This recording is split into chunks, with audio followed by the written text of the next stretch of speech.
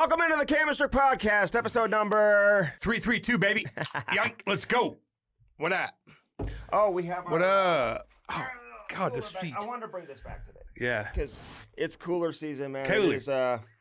It is river season. It's river season. I am it's getting Andy getting abused on the river season. I am getting back on that river. This thing is so nice, though, man. Look, It is badass. let me Why don't you the- show the top? You can get it Oh, custom my made. God. You can get the top custom made. Look at- Badass right look there. at Look the at top. look at Andy and I. See that? Your business picture. can be on a cooler. These are great. Yeah. I didn't mention this last week, Cam. But And if these you too, have, by the like, way. Auction items. Yeah. Like if you had an event. No, we did bring that up Did we last bring time. that Yes, up? we did. For golf tournaments and all that stuff. Rotator cuff is a little- You good? That's how sturdy these things, guys. Those things are These pretty things are. badass. And we got the cups too, or Yeah. Andy and I are our little silhouette, little caricature on that bad boy. What's Yeah. up? True Float True float. Let's go. out of Alberta, man. What's Good old boys. What's Alberta known for? Shit cackers. A lot Beef. of water. What? There's a lot of A lot like of rivers water. and lakes and stuff There's like rivers that. everywhere. I'm just saying, dude. You know, that comes from the north, all those glacial What rivers. percentage of the world is covered by water? That's a good question. I would say Over 90%. 78, 90. I think it's over 90% of the land is covered by water. Yeah, it's up there. Yeah, it's And it's not pretty high. and no one's really discovered 90% of it is undiscovered. So which is get scary. these, get some heated chairs, get everything Scary. else you need from True Float. Check True out their Float, baby. Instagram, man. TRU Float, True Float out of Alberta. Alberta, shit kickers up there. Let's go. Let's go. Let's go. Sickness is in the air. Everyone is sick. Yeah, I Cam, know. You know, one thing I do, you've noticed this in the past, and I just want to give you a little Yeah. advice, man. When you open up these doorknobs, man, you go into grocery stores, you go into public places, do not touch the door handles.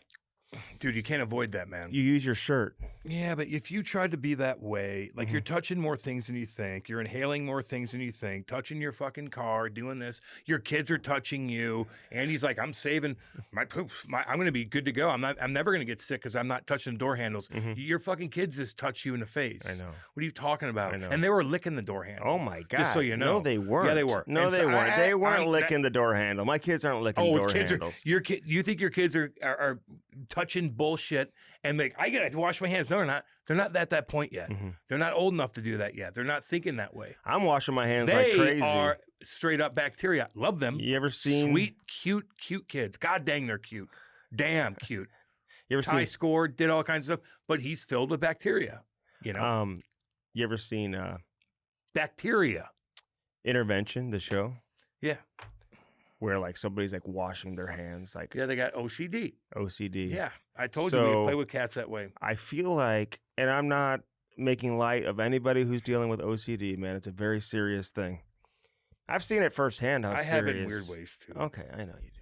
But I've seen it firsthand in very close family members, OCD, how it can impact things. But I feel like I have it recently. I've been washing my hands like crazy because of all the germs that are floating around. COVID fucked your mind up a little bit too, Yeah. you know. It did with everybody, you know. I So- still see people like cruising around with double masks on like that. They're still do? Yeah. The double mask? Yeah. And you're like, maybe they have something where they need to wear a mask, but I'm guaranteeing if I add everything together, what they're still freaked The out. double mask. And that sucks. I would hate to be like Did that. you ever go double mask? Fuck no, dude. I got at the beginning. I'm like, ooh, wow, we could do it, and then things came out, and things came out, and he's like, what? And I'm like, fuck that. Remember your Crown Royal purple Yeah, mask? yeah. Where'd you get that? The I don't gas- know. I think from the gas My station. mom. Oh, really? Yeah. She gave that to you? Yeah, she had one. I don't know why. Okay. It was like a purple She had to Crown wear Royal one. she- That did not. I mean, I'm going to tell you right now. It was a fashion statement. I don't at that know. point, I mean, you know? I don't know. yeah. Listen, I don't know what the health inspectors and all the scientists and what they were telling you, but that mask that you had was not. It's not working. Do you No. think yours did? Oh yeah. They work in certain situations, but COVID was going around one way or the other, man. Mm-hmm. And you know, I don't even want to get back into it. I had Like, a number seriously, of different. I just don't. I had a wanna- number of different masks depending on what I, know was you did. wearing And that you know, day. if it wasn't for me, Andy'd still be wearing a goddamn mask, double, freaking out, double mask. double masking, driving. He's walking the dog outside. He's wearing double masks. Like, oh fuck. So, Yeah. Ty was all in, good. No Ty big was deal. in Pittsburgh for a hockey tournament. Yeah. So the day they leave, and they had no games on Sunday. We lost in the semis. Nathan Gerby's team. Congratulations. He's got one of the best 8 U teams that's ever been assembled. I mean, honestly, if there was a better one in years, that's debatable. If there was better ones in years past, I'd like to. I've never seen it. Like these got a kids, lot of guys up there, man. A lot of kids. A lot of kids. He only has like 9 players on his team, so he's like just double shifting everybody. Yeah. And they're 8 years old. Who cares? A couple of the kids are really good, man. Yeah. They play a structured game. Honestly, like it's you don't need to break it down that much. Okay, you don't need to break it down that much. Telling people out there are like, yeah, we all have our own. Okay, we played a team that was the best of the best. I'm just telling you. Okay, tighten up the story. Fine. So they did a good job, right? And they won I don't think they've lost all year. Yeah. We were the only team that scored on them in the tournament. They didn't give up any goals. So they were beating teams like 15-0 or whatever, dude. Like they're like legit. And this was like a good tournament with good teams from all over the place. They're 8 years old. Anyway, so we lose in the semis, so we had no game on Sunday. So all the parents are hanging out Saturday night late at the bar. The kids are up late, no curfew, just do whatever you want around the hotel. He wakes up with the flu on Sunday. I mean, my wife couldn't. She didn't know if she can get him in the car. Were you at Detroit? They were in Pittsburgh. Okay, so you got an hour and 15-minute flight. At that Mario Lemieux Center, man, which is a great ice rink, man. One of the best I've ever seen. Amazing complex. I mean, you go from Mario to Crosby. You know what that does for a market, man? An NHL market, like well, they almost sold plenty of times. They did so much money. Anyway, so she gets him in the car somehow, right, and then gets him inside the airport. She was afraid she wasn't going to be able to get him through security. He kept sitting down, had no energy. Oh God! And you knew it was coming. It was just a matter of time. So they get to the gate, throws up at the gate. I mean, random strangers are coming up to my wife and being like, listen, because the people who work with the airline were coming up and being like, listen, we can't let him on the plane right now. I kind of understand that. Until he gets cleared. So people were saying, hey, you have to tell them. One person said, tell them that he just ate something that, that from the airport. Yeah, that like made him sick all of a sudden. Yep. Another person came up and said, tell them that you just gave him some nausea medicine and it made him nauseous and he threw it up. Yeah. So she went with that story. That's okay. Ty says to the guy, no, I didn't. Yeah. That's. I mean, she's like, I just gave him some nausea medicine and it made him sick, but he's fine. He's like, no, I didn't. Although now you lied to contaminate a plane. Oh my God. And there could have been older. Okay. There could have been older folks on there that got that, and there might have been. Okay. Well, but we don't know. We don't know what it is, though. It may be food poisoning. No, it wasn't. Well, he feels better today. No, you just admitted. Now you're backtracking. He didn't throw up it's again. It's all good. We love Ty. But if I'm a passenger on that jet, oh my God, and Ty's fucking puking out of his fucking he's not. He just did out the goddamn wazoo like I just had. The thing that I just had, I am not passing that along. Okay, but you lied. You came to the rink and you hugged Prongs. You hugged Prongs. He came to me. He came to me. You hugged Prongs. He's coming in, by the way, on this edition of the Cam and Strick podcast. And I wasn't feeling good that day. My first question for him is, did you get sick? Don't start that rumor. After that game, were you sick the next day? Don't start that rumor. Damn it. I needed to know if you passed it on. You wanted to contaminate a whole airplane. If Cam was standing in the bowl, I wouldn't be able to see him in comparison to the ice rink, man. Because the white ice, he was whiter than the white ice. He walks in, I'm ready to go, guys. It passed me. Hey, Prongs, give me a hug. He came to me. And I sat down away from everybody too. And I did like that sucks. I gotta work. I did a dick move too that I knew right off the bat. I'm like, I shouldn't have said that. I actually felt really bad about it because if somebody did that to me, I wouldn't have liked it. But Cam walked in. I'm like, careful, Cam's been sick. Yeah, you don't do that. I know. I felt so. Can I apologize to you? Well, you just announced it again to everybody. Well, so now you're fine now. It doesn't matter. Yeah, but no, you're fine now. But what if Prong's like, I went through hell and back? Well, we're gonna find out. I'll tell him how he got it. And then all of a sudden, Braden Schenn gets sick. Like fuck that. Oh my God. But if I had to go again, the biggest nightmare is getting sick like that, and you're on the jet with all the guys, man, and you're fucking puking and shitting out of your ass. Pardon my language, but that's what happens when you get really rocked. And like everybody's there and they have to clean the plane. Do they revert? They got to like avert to a different city because of you? Divert? Divert? And then all of a sudden, like everybody gets, oh God, that would be fucking terrible. Listen, you don't want like what you kind of put the passengers through. Get the team sick. There was older people on that flight. The whole team was sick. One of our kids, I think, on our team played with like pneumonia or something like that. I mean, it's just going around. Walking pneumonia? I don't know. I think they're diagnosing pneumonia right now, like COVID. Yeah. You have have it. Yeah, you got pneumonia. The guy that fell off the cliff and died of COVID. I told you that. Is that what happened? Yeah. Is that how they put it as COVID? Yeah. Well, the hospitals got paid for that. I know. Okay. I know the whole It's like story. the doctor when Ivy, who just had the flu last week, when Wasn't it she funny, got though? diagnosed and she started celebrating it, right? Andy, Remember I told you I'm that? like, I'm seriously so sick, and then I gotta travel, and you gotta work, and I was a little stressed out last week, and I was grumpy. Stressed out. I was He grumpy. was in the worst mood I was last in week. such a bad mood, and I'm not really usually like that, and I'm sorry. I even apologize to Andy because we deleted a couple things, but I was just in a weird. God, I was nerve wracked because I couldn't sleep, and it's nerve wracking, man. Like I don't want to fucking act a fool and not know what I'm talking about. It's just there's a lot. Just like you would. Imagine the camera's on you. You are sick as shit, and all of a sudden you can't think of. I don't know. You would be freaked out, Andy, and you'd be calling me like, "How'd I do? What'd I do?" And I'm like, "You're all right. You're all right." Okay. You never give me any compliments. Like you never give me anything. I don't get to hear. I don't get never. to hear. I didn't feel my best during the game the other night, though. I felt. But the point was, I was stressed out, and Andy knew that. In my dad's situation, oh my God! I don't even think I knew that till after the show. It just happens. How's everybody. he doing? I'll explain later. Is he doing okay? But then Andy, he goes, "Yeah, after everything I just said, I'm like, man, my dad." He goes, "Yeah, Ivy got the sniffles the other day." No, like, interesting. Flu A. I go, "Was she puking?" No, not that bad. And I'm like, okay, Flu A.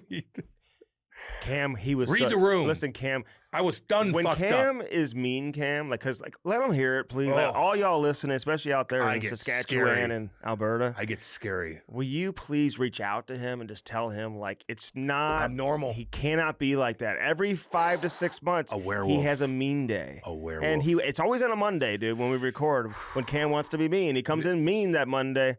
I turn into a werewolf. And then we gotta waste Maddie's time the whole afternoon. I'm good to Maddie. And you're cutting stuff out left and right. Maddie? Thank you. Maddie, he was such a dick last week, wasn't he? He was such a dick. I turned into a werewolf. You were cutting me off. I turned into a werewolf. One time. It was maybe fun. 2 times. No, it wasn't even. It's not nearly as bad as when you listen to it, right? It's not nearly as bad. I turn into a werewolf sometimes, and it just happens. Do and you it do just that everything. To Kate too?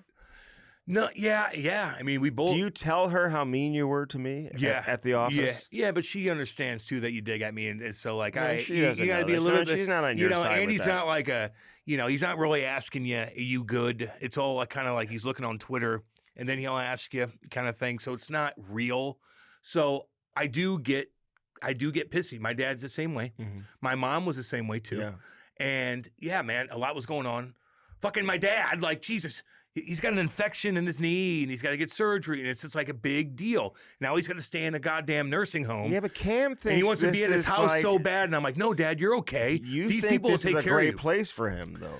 I go, these nurses will take care of you. You're gonna be right in Wildwood. It's gonna be nice. Like, I gotta convince Tell the people them. what you told your dad. What? He's like, you're gonna have like 30-year-old blonde women taking care of you. Have you been to one of them?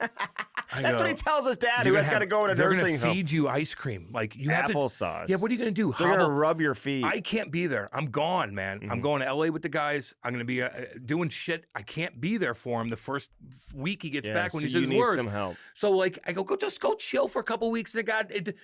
Good thing we have nice health insurance here. You got damn good health insurance. It's fucking paid for. Let them feed you ice cream and take care of your knee. And rub your feet. And rub your feet. And there's probably a couple cuties in there. They'll know who you are. You fucking just talk to them, Listen to the goddamn games on your iPhone. You're good. You ever Let's seen go. Happy Gilmore?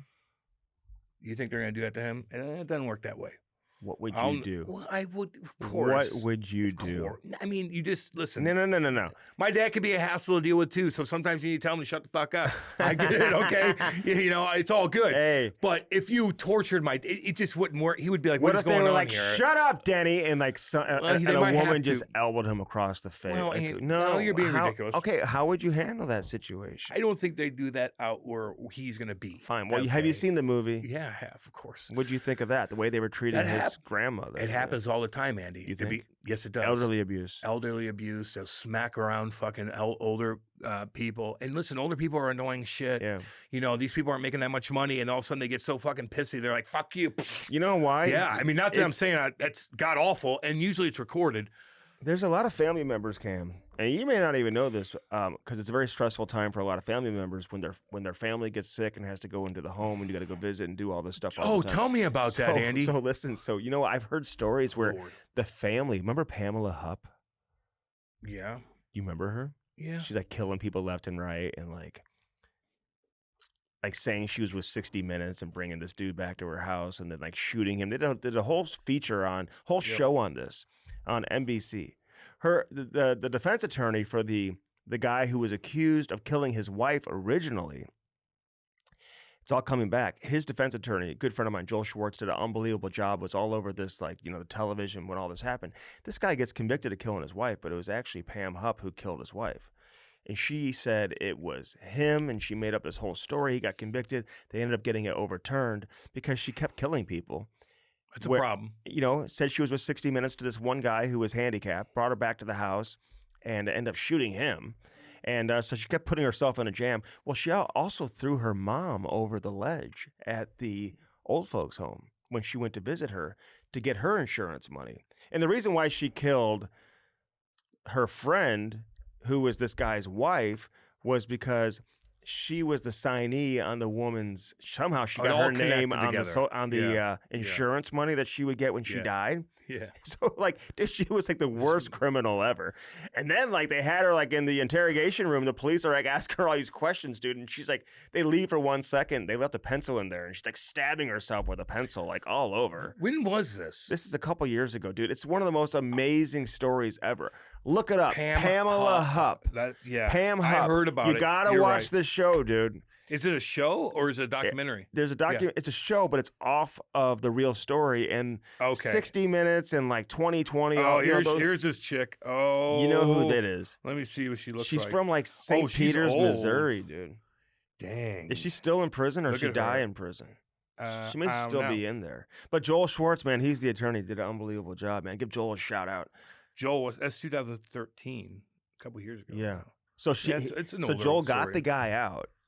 And it ended up being a major national story, I remember hearing about it. Yeah, so I'm not chirping. She threw her mom. I'm not chirping. So then after all this went down, they started. I'm going to read about that. They started actually.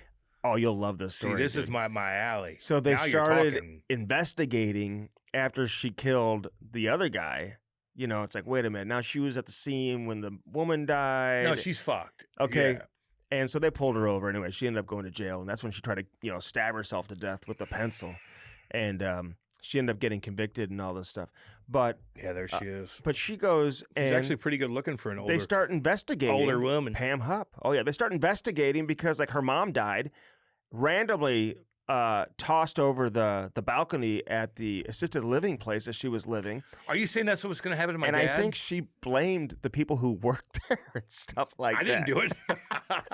So I'm just saying, keep your eye open on how it's going on. If somebody throws them overboard, over the balcony, we're going to have problems. The majority of people who work at these places are very nice. They are. And listen, you deal with I get to see remember I told you my dad went through that episode where it was he was really grumpy, and I go, God damn. Yeah. I go, you need to chill the fuck out. Where you get the apple doesn't fall too far. I've never seen him when he got mad at me. But he never this way. He'd always be so chill and be like, "No, we're good, we're good." Now he's like, "Well, what's going on?" Wouldn't I'm like, he "Whoa, calm down." Wouldn't he lash out at you, be like, "What are you gonna get the fuck out of here?" Just leave me alone. I'm good. I'm good. He never did it in front of girls. I'm talking about recently, when you would try to help him with shit. Remember, I was on the phone with you. Yes, he was like, "Yeah, I'm on the phone." I go, "No, I am coming in here. You better calm down." Yes, you're calm down. No, calm down. Hey, listen. He just went through stages, man. My mom passed, and his wife passed now away. He's getting sick, and he's got things. Now he got that fixed. Now he's got to fix his knee, and so it's what it is. And you guys know what I'm talking about because you're going to go through it too. It is what it is. It's all good. It's tough, man. It's tough. Fuck. But usually the people that work at these places, man, it's annoying to deal with fucking the elderly, dude. It's annoying. I'm seeing big it. time. My mom, they are fucking annoying. Is now 75. She just turned 75. And I'm seeing it since she turned 75, dude. I mean, she's very self-sufficient, lives on her own. How do you look at her house when you walk around and say, just make sure everything's she's not, the clothes aren't piling up somewhere. Oh, yeah, no, she would never. You look through her fridge, what are you eating? Mm-hmm. What are you eating? You know what I mean? You don't know what I'm talking about. Okay. Like, just like, what are you She eating likes shit? to make things and like freeze it and then make it again like several days. Yeah. Which Now I know where you can, oh God. Was she a good cook growing up? I don't. dude, amazing. Yeah, but I just don't feel like you just ever were into I food. was, No, dude. I don't and think I still you am. were. She was an amazing cook. My grandmother, dude, from the old. She's from Poland, shouldn't even ask actually. this She's question. from Poland, actually. My God. My friends, when she'd come in town, my grandmother, they'd come over. All she would do is cook and bake all day. My grandmother never drove a car. She never had never wrote a check in her life. Never did anything, dude. Like, she had a sewing business out of her basement, dude, and just sewed all day and baked and cooked and took care of the house, dude. That's cool. Her entire life, man. I'm not chirping. Yeah, she loved it. All right. That was her way of life. That's cool. A lot of people were like, "Hey, my grandmother did the same thing." She married my grandpa, I think, when they were like 15, dude. Yeah, that happened. That's you know, back then. and they had to escape. Yes, the Holocaust, Europe, baby. You goddamn right. They had a choice to go to Buffalo, New York, or Columbus. They were in Sweden. When they escaped the Holocaust, dude, they went to Sweden, and then that's where my mom was born and raised. That's why I have. From the top of the circles down, keep the story going though. I'm just saying from the top of the. If you're going to be story time, Andy, from the top of the circles down. It's interesting what you're saying. I Don't can lose track. pull up. I can stop. I can, on a dime. I can. Your story's going for a long time. Cross ice. Tighten it up a little bit. Just so, a little bit. Okay, I'm just saying. So because that's interesting that they had to fucking escape bullshit. And then they're in Sweden, and they had the option to come over to America. My grandfather was from the old Czech Republic. My grandmother's from Poland. They meet, the only survivors from their family. Both had 5 siblings. Both Jewish? Killed, yes. Both Jewish? Both had 5 siblings and parents killed. And so they had the option to go to Columbus, Ohio, or Buffalo, New York. And they chose Buffalo, New York over Columbus. Probably closer at the time. Yeah. Like, he's right there. And he worked for General Mills, man, the cereal company for 50, 60 years, dude, whatever it was. Started working there as a teenager, worked there almost until the day he passed away. They used to send me boxes and boxes of cereal and like cake mix and all this stuff. Lucky Charms, Honey Nut Cheerios. Damn good, baby. I mean, God, I'll eat a whole box of that, Maddie. I'm not gonna lie to you. So damn good. Grams, what do they call it? Honey Grams, whatever they're called. Yeah. Yeah. You know what I'm talking about. Yeah. So all my buddies that would come over, dude, everyone would leave with a box of cereal all the time. They'd go in there. What do you got? What do you got? Like, they're huge boxes of cereal. You were a big part of America becoming obese. Yeah. Maddie's dying. What do you mean? Cake mix, brownie mix. What do I mean? General Mills, exactly baby. What I'm talking about. Very, very unhealthy. Very unhealthy. No wonder you don't eat anymore. You're eating that bullshit your whole life. You didn't grow, and now you're just like, I hate food. But they're not, and no obesity on my family. You don't eat. My family. How do you become obese when you don't eat? No obesity. I've never seen you eat anything. I'm gonna eat here during our break today. Before Prongs comes in, we got Pronger coming in and Elliotte Friedman today. We might do this too. We got some guys around here that we're gonna probably bring in for an hour. We'll talk for an hour and then go to the guest. And then go to the guests and have them chime in too. Yeah. Or if they want to chime in, we're just gonna mix it up. Yeah. Prongs wants to do things, so we're like, yeah, come on in, baby. If he's not tweeting, he's going to come in today. He's a tweet master. I mean, are his fingers okay? I'm curious if he's tweeting got about like calluses on his thumbs. You know how we used to get Nintendo thumb back in the day? Like, I'm just curious. Prongs is tweeting about happy things, and I'm like, God damn. Then he looks at you and like, you're a plug. And I'm like, oh. Somebody will tweet like the breakdown of like a contract or like salary retention, and he'll just chime in and be like, he's on it. This is a great deal, and here's why. So I'm like, all right, well, he's all over the trade deadline right now and all over NHL news. Well, then this is the time of year. Come on in with the trade deadline just a couple days away. We love picking his brain anyway, man. He's fucking hilarious. Mm-hmm. Did you see? Someone sent me a video, and I love our listeners, man. Can I give a shout out to? Am I allowed to give a shout out anymore? Who's a shout out to? God dang, 3 days grace, baby. Oh, what's up? My guys. They don't care about you, Andy. They don't know you. You had no idea. Listen, we're at the pregame skate. We're all chilling together. Mm-hmm. Andy's doing his thing. We're all talking. 3 days grace shows up to chill and watch. Cam's like, I know who they are. Nobody even knew. They're all like, who are these guys? I've never heard of it. I go, no, they're fucking gigantic. Trust me, they're badass. Yeah. Disturbed is fucking headlining it. Yeah. This is a badass concert. Not to mention you got Seven Dust as well.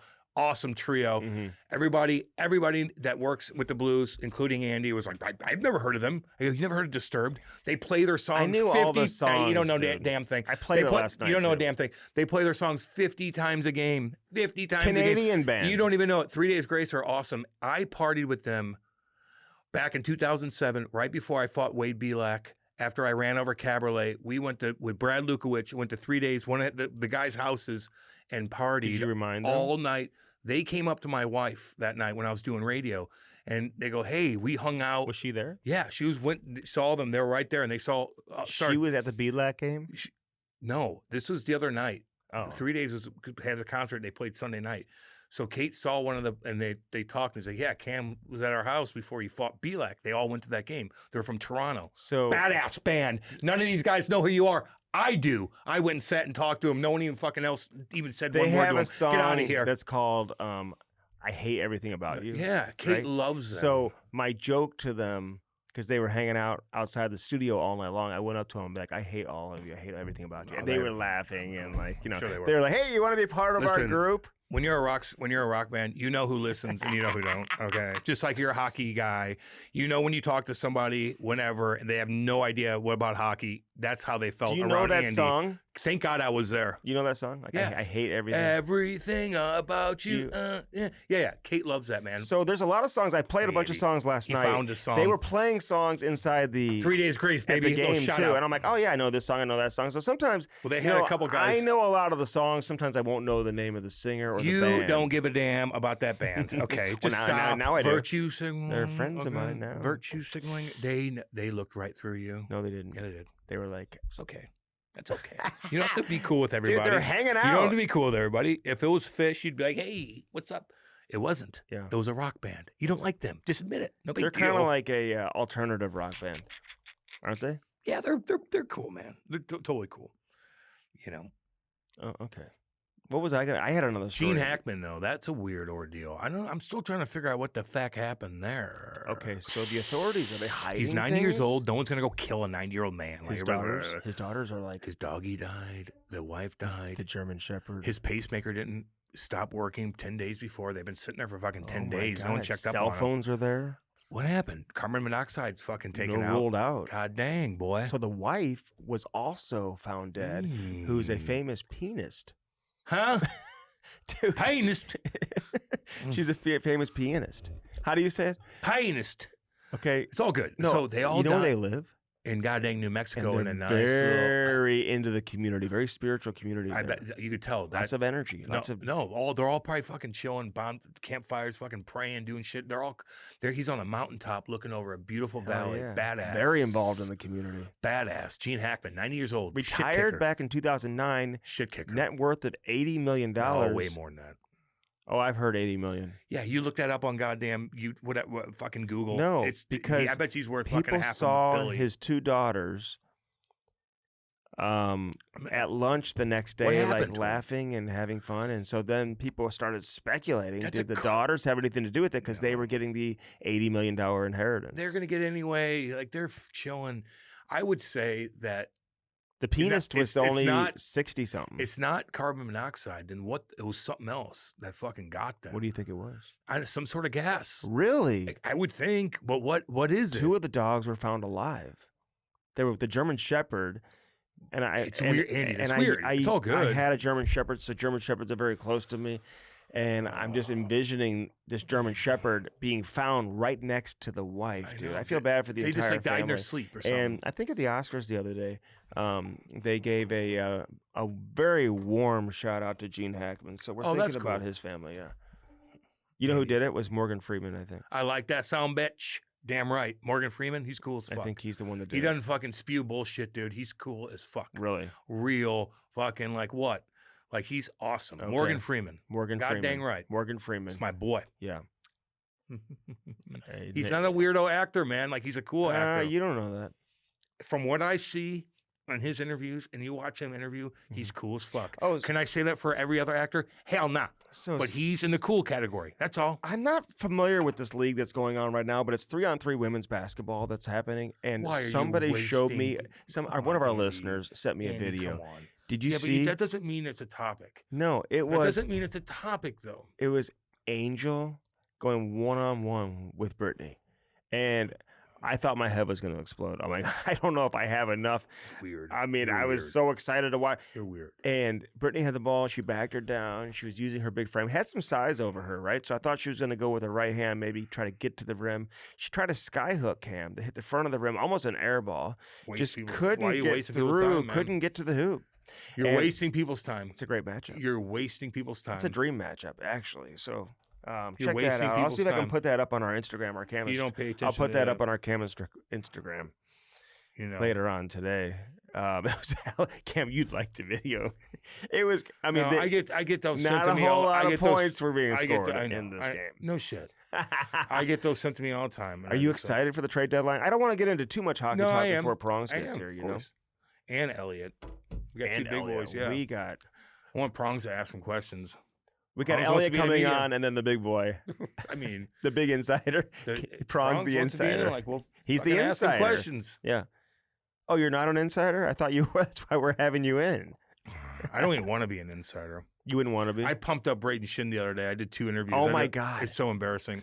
I'll chirp myself. No. I'll chirp it to Cam. I'll chirp myself. This guy, it didn't blow up. This Thank guy God. asked me to come on. And I went with Carlo right before that. I was in Washington. Okay. I went with Carlo. I'm going to give Carlo What's up, Koyako Coco? a shout out. Big shout out to you. And Paulo. But I did another and one. Marco and everybody. Yeah. His dad has passed away. I always meant to give him a shout out. Carlo's dad. A few weeks ago, and I called him. Was it a few weeks brother. ago? It's before I even went to Toronto. Right before that. I think it was a while back. We around texted Christmas him. time. We texted him. Yeah. But anyway, so I wasn't able to do this podcast. So all of a sudden, these videos are popping up on my timeline from Sportsnet 590 The Fan up in Toronto, and I'm like, oh, this is the guy I was supposed to go on with. I think they moved it maybe back to tomorrow. I mean, and I click on the video, and it's like, Cam, tell us what's going to happen to Braden Schenn. Can he? I mean, you would, and I love Schenner.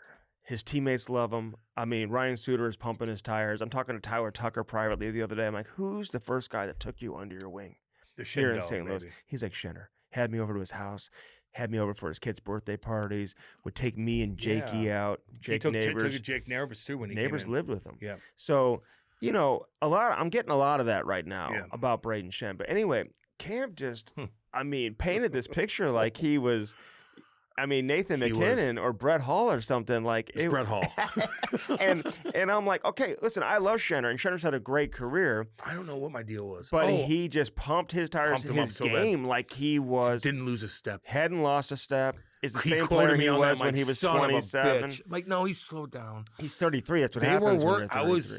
I was in the building, and they were working. I couldn't find the spot. Like, everybody's walking around. I'm like, I got to do this interview. I'm like, I should have just said whatever. It was so funny. And I've been literally pumping up Braden Schenn like he's goddamn Gretzky in the 80s. Like it's Brett Hall. I called Cam immediately, man. Right before the game, too. And I'm already nervous because I'm going on. Chris Kerber wasn't there, so I'm doing radio with a new partner. With Chuck Caton, who is, a Hall of Famer. So I'm kind of used to it, but he's awesome. So I'm already nervous, and Andy texts me. He's like, this is going to blow up, and you're going to look like a fucking idiot. I'm like, fuck. I'm like, so what funny. did I couldn't even, I sounded so bad. I had a great interview with Carlo, and then this one, I was just like, hidden in the underbelly, and I could hear the guys talking in the background. I'm like, fuck, what am I going to... They're putting you in position to, be the insider to break it down. I don't ever want to be. I do watch Braden Schenn a lot, and he is actually... He's playing great hockey right now. So if you are a team and you have him, if you're gonna get rid of whatever, if you want to go for it, he's gonna help you. Yeah, it is what it is. He would. I gave out, by the way, one other stupid thing. They're like, "What? So tell us about Braden Schenn." I go, God, back in 2019, he scored a huge goal. Oh my God, 5 years ago. 5 years ago. I'm so bragging. did Zach Sanford 5 years ago scored in Game 7. I don't even know if I love you, Zach. So Andy just bashes me, and I'm like, son of a bitch. Cam's talking about a goal he scored 5 seasons ago. I gotta see. I figure everybody listens to everything. So I was thinking they're gonna be like, Jesus. Cam, I wanted to down. retweet. I still might retweet it. Don't after the trade deadline. I would never do that to you. I'm like, good thing the Blues hung on to. I don't want to be disrespectful to Schenner because I love Braden Schenn. Yeah. But I want to say, good thing the Blues didn't trade the chosen one. I go, oh, Jesus, fuck. I listen It to it, I was go, a- oh, Jesus, Murphy. It just kept getting worse and worse, and he wouldn't stop talking. And it didn't make sense. That No. was a bad one. It's all good. It's okay. Andy lets me know when I fuck up. Always. Always. He didn't. It wasn't a fuck up. It was hilarious. It wasn't. It's petty, but if you're Al or Army, You're like, listen, this This guy- guy's representing us. This guy's representing. He has no clue. Anyway, it's all good. Cam's like, in the Stanley Cup final in 2019, he scored a Scored a big time huge goal. goal. Big time goal. Trade for him. I'm like, Stupid. It's all good. Tarasenko made a great play in He that made game, a too. really good play. He actually was a guy in the corner. Who made the play. Made the play. It was Fuck. hilarious. It's all good. I love how they posted it, too. It didn't get any traction. But It's all good. Now it might. In terms of Braden Schenn, though, you want to get into that or no? You want to save it for the big, yeah, let's say this for prawns? Yeah, we're good, man. We're chilling, dude. You know, chill in, baby. Chilean. I think I get. I saw somebody today. Do you know there's a group of people who are eating raw meat and raw butter? Raw meat for everything. No, not raw meat. Yeah, People raw do. beef. Don't get into that. Like Like monkey fisting raw beef. everybody's just- different, man. and raw butter, like eating butter and beef. People do. They eat said steak. don't knock it until you try My it. buddy next door Mhm. eats steak all day, every day. Just eats steak, and he lost like 15 pounds. He's Time cut. out. Tell me how You this just do it. happens. You wake up, like cook a for steak. breakfast, lunch, and dinner. Yeah, dude. And do you use any sauce? I think you could use sauce, a couple little things, maybe some veggies here and there, but you eat. No veggies? I think I think it's just all What meat. about like mashed potatoes? or- No, I think it's just all meat. Can you season it? Yeah, I think you season it. Could you do that every day? No, You couldn't. I don't think so. No, I would get like, I would get so fucking. Do you I- think you increase your chances of like heart disease or anything I like don't that? know. These guys, Cholesterol. the guys that are doing it that I know are very, very cognizant of what's going on with their body. Okay. They're like, they know what's what. They know exactly what's going on. Well, you remember So, years ago, I don't know if I could do that. Atkins' diet was very, Atkins? very popular, and he died of heart disease. I And know. he was the one telling everyone Heart disease to number eat one. hamburgers for breakfast and bacon, but just no bun. As long as you don't have the bun, you're all good. We're and the then, only and country. then he dies of heart disease. We're the only country like that. Everybody dies because they're obese. They have too much food. It's pretty. Well, I mean, because it's in the bad. United States, It's you can cheaper to the eat worst shitty. food It's for cheaper. you, It's which cheaper. tastes great, is cheap, and Not they give you a necessarily. lot of it. No, it's easy. What's cheap is buying your own groceries from a cheap place and No. making. Not make- anymore, dude. You can't even get eggs. You know You- there's an egg shortage? Yeah, well, we killed a bunch of chickens. Who did? Fucking the Because of the bird flu? they killed a bunch of chickens. So now it's Because of fucking- the flu? Yeah, I think so. That's if you look it up, they killed hundreds of thousands. of Nothing chickens. against white eggs. But I'm saying, like, in reality, though, to go pay for your own sandwich, you can so relatively get cheap fucking food and just make your own meal, and it's cheaper than anything else. Okay, Yes, it is, I man. find groceries very expensive nowadays. If you get to, if you, yeah, the it was a expensive big, it was stuff. a big topic during the election, actually. I know, everything's expensive. So is fast food. But you can get more out of spending $13. You spend $13 at McDonald's or whatever. You can spend $13 and really be frugal, and you could have that for maybe 2 or 3 meals. Okay. Yeah, Andy, come on, If you get some get like with it. like shitty ass lunch meat or something like that. Well, just cheaper lunch meat. It's Okay. cheaper. It's $5 for lunch meat. It's $5 for one sandwich. So Okay. that lunch meat's going at to last you. McDonald's, can't you spend $5 for a full on value meal? No, not anymore. It's expensive. It used to be $3 and It's 16 cents. Shit, motherfucker. Shit. It's expensive. Maddie, $2.99. how much? I'm spending 13 goddamn bucks if I want them At double quarter McDonald's? pounders, guy. Really? You're goddamn right. How many will you get at once? 2? Just one. Mm. A double quarter pounder, I'll get one, but I will get 3 cheeseburgers, and they are like 3 $1.89. cheeseburgers? So it's like $6. and a double and a quarter No, pounder? Oh. one or the other. When I'm stone cold, Steve When I was a Austin. kid, because my mom worked 2 jobs and Oh God, yes. Let's go. just to pay the bills and everything. We all went through that. Not all, but I did too. My friends would like get whatever they want at McDonald's. My mom would always say hamburger or Virtue cheeseburger. signal. That's a virtue signal story, and I know I know where you're going. At McDonald's, she's got to come on. Hamburger or cheeseburger? No, she didn't go to goddamn Ruth Chris. You didn't go to really nice places. You got McDonald's, dude. Yeah. It was cheap as fuck. It was hamburger or cheeseburger. That's what she would say. I never got the quarter pounder, never got the Big Mac, never got the fish fillet. You're tiny. Never got Why would you get the double quarter pounder? You're not going to eat it. Never got a McRib. You didn't eat much. So she got like a children's meal for you because that's what you ate like a child. Hamburger or cheeseburger. You ate like a child. Or maybe a 6-piece McNugget. Okay. Good story. And everybody's like, yeah, we know. I'd go to McDonald's with my friends, and their family would be like, what do you want? And they'd be like, I want a 20-piece McNugget and a Big Mac. And they would just get it. And they didn't eat it. Yeah, they would. You wouldn't. The Atkins diet, dude. People were on that. That was a big thing. But I'm curious. Man. You just got to work out. Okay, but I'm curious. Is he working out right now? The guy who's eating steak every day or no? God, yeah. Yeah, skating with the alumni, stuff like that. Yeah. Is he? We got a bunch of shit kickers coming April 4th, by the way, for Chasers, Puck Cancer, and the Blues Fantasy Camp. Shit kickers coming in town, baby. Is the fantasy camp a whole week? Let's go. 3 days. Let's go. All shit kickers. You may have to that party. Draft me on your team. Andy wants to be involved in Mikey this. That would be so fun. Going to be in charge on the team? Chaser's going to say, go fuck yourself. Oh, let me go. No, he won't. On the fantasy camp? On the fantasy Chaser's team? going to let you play in the big game? No, the fantasy camp. Maybe. Yeah, Mikey's team. Yeah, I'll be on that. Maybe. Yeah. Okay. I would want you on my team. Yeah, so we'll do that. Shit kickers are coming in town. Big Jargy Perros, fucking Barnaby, fucking. Oh, they were all here before. Yeah, they're all the bad boys coming in town. So good. Big Jimmy Mack, Big Jim McKenzie. We might have to. I told George Ferris when he was here, man. What a great job he did. God, he does. Such a good dude. And he takes a lot of heat. Would you want to take on that role? Who else isn't coming in? Would you want to take on that role? No. He gets paid good money, dude. I don't want Uppy, who says the Blues can Uppy's coming in town. Didn't he say the Blues Shane could O'Brien. Did Uppy say we could get the Blues could get Mitch Marner for Braden Schenn? Did he say that in the video? I don't know. I think he may. You get Mitch Marner. I mean, it's like you can trade Braden. I think that was a St. Louis Marner. guy that said that. No, I think it might have been Uppy. Yeah. I got to go back and look. I'm not sure if it's Uppy. Yeah. We love you. He's coming in town. I know, dude. You know. I think he may have just gotten engaged too. Really? I think so. Doesn't he have kids? I thought he does, but he's got a beautiful girlfriend, maybe fiance now. Okay. She's awesome.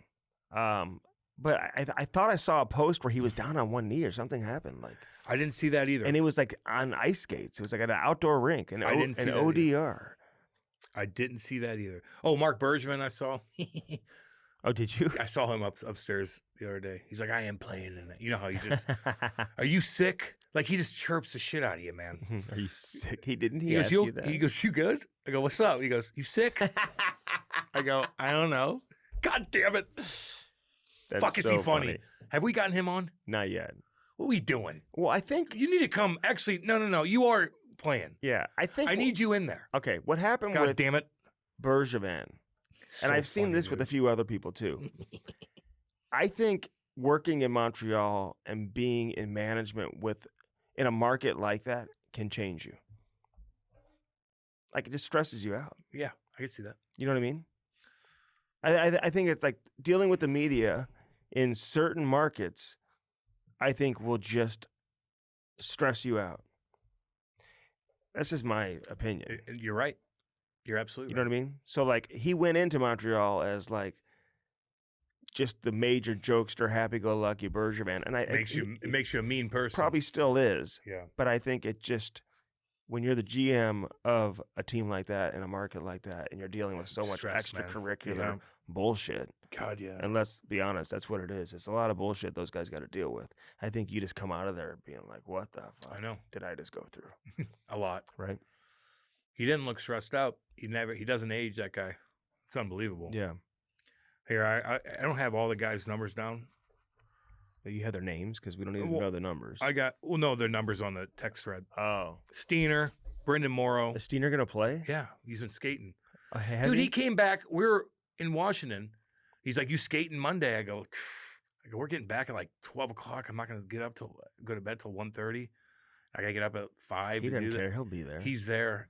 And I'm like, I can't. Dude, I'm far away, homie. Plus, I'll be playing 3 games. How's he look out there? I don't know. I haven't you skated haven't with him skated yet. with him? Paulie Stousy's going to be out there. I'm Tim gonna Montgomery's I'm gonna start coming on Wednesday. I think I'm gonna come this Wednesday. Let's go this actually. one. Oh, I'll be out of town.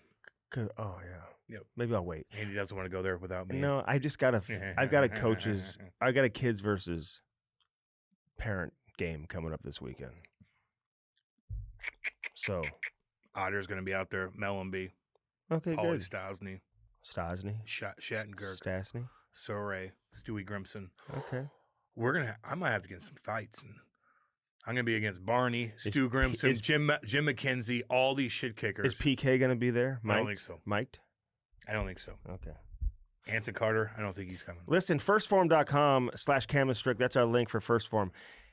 Order your favorite products from First Form. Send us the receipt, man. I'm going to put you in a sweepstakes to receive a nice package from First Form, man. You got all these energy drinks. You can get the incredible bars. I like those power bars, man. That double chocolate brownie bar is my favorite thing going right now. This is what I got to do. They got vitamins. They got beef sticks. They got everything you could possibly look for. Yeah, eat that beef stick, buddy. 20 grams of protein. Horny is what it makes you. Dude, they got everything. The apparel is second to none. It's all Cam wears. I know. Which is nothing wrong with that, actually. No. They do great stuff. Do you know that... You're wearing free stuff right now, too, just so you know. Just a shirt. Do you know that Nick from First Form calls me last week? I'm like, oh, it's like 5 o'clock at night. Nick's calling. What's up, baby? What's up? He's like, I just wanted to call and tell you that I appreciate you. He's lying to you. No, he's not. See, no, he's not. No, he's not, dude. He goes, I'm like, dude, are you serious? What'd you do? You made my day. He goes, I just love seeing you, man. I watch the games and whatever. He goes, and I just want to tell you, man, that I appreciate our friendship, our everything, dude. And you know, I didn't get one, and you're probably gonna get one soon. But so when you come back, I think next week or the week after the trade deadline, I said we're gonna go back in there for a workout. Yeah. Okay. We're due for one. Yeah. You know. So we're gonna get back in there and do a little workout. See, that does make you feel good, man. Man, it just maybe, and that's how they are, dude. It's genuine. Don't act like it's not genuine. I mean, he meant it, dude. He's like the nicest person ever. If anybody's gonna be genuine, it's Nick. Nick. You know. First if Form Andy Nick. did that to me, I'd be like, fuck out of here. I may call you tomorrow and say that. I just want to say you're doing really good. And he's never would no. Never do what would I say? Hey, you sounded like an idiot on that fucking podcast in fucking Toronto. Right before I got to go do this kind of a stressful ordeal. You were laughing though when I was telling you. No, I was rattled. Then I kept looking at Twitter, making sure no one like popped up like, Jesus, Cam. He doesn't slow down at all. He's fucking Grutter. I mean, Braden Schenn is like 26 goals every year. He's at 12 right now. I know. And he's playing great hockey. He's playing great, yeah. And, I mean, he is. I know. And he's playing with 2 young guys, I said he's the best. Trade the farm.